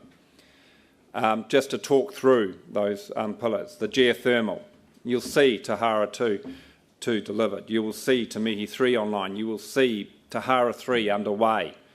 The flex, you will see those batteries in place. You will see the renewable flex options. Wind and solar, we will be at 450 megawatts of solar. We will be committed to over 500 megawatts of wind. And at home, you will see our customers on the modern retail platform a little bit earlier than 2031, to the question raised earlier. You will see our cost to serve. You will see that 65 megawatts. These are all hard commitments by which this leadership team is standing up and say, you can hold us to account. Financial, you will see that ROIC improvement of about 300 basis points. You will see that 1.2 to 1.3 billion of EBITDAF with the exit rate of 1.3 to 1.4. And you will see that dividend. And yes, Grant, we are being conservative, but that has kept us safe in an ambitious program over these last 5 years. Now, what's important, it's not just 2031. There is a stake in the ground. FY27 is critically important to this company. You will see Te Mihi Stage 2 on. You will see the Glenbrook battery on. You will see Kowhai Park up and running. You will see the wind farm consented. You will see those OPEX numbers which Matt talked to, and you will see those Manawa benefits, not just talked about and us getting increasingly confident about, but you will see them in the bottom line, and you'll see that dividend. So we're not just saying wait 5 years, we're actually setting out a bit of a roadmap and a bit of a waypoint on the way to which you can hold us to account. And I think that's an important feature of this strategy. You will be able to measure us not just at the end, but on the journey as you walk with us. Now, number 2 out of 500. This is the second time I've presented this slide, and it's going to be presented a lot more over the coming years. This is, ladies and gentlemen, Contact 31 Plus, where we aim to lead New Zealand's renewable energy future. Geothermal, flex, wind and solar, leading the transition at home, with fantastic people, supportive stakeholders, a very nuanced technology advantage, with people who are enabled to be as productive as they possibly can be each and every day. Thank you. It has been an absolute privilege.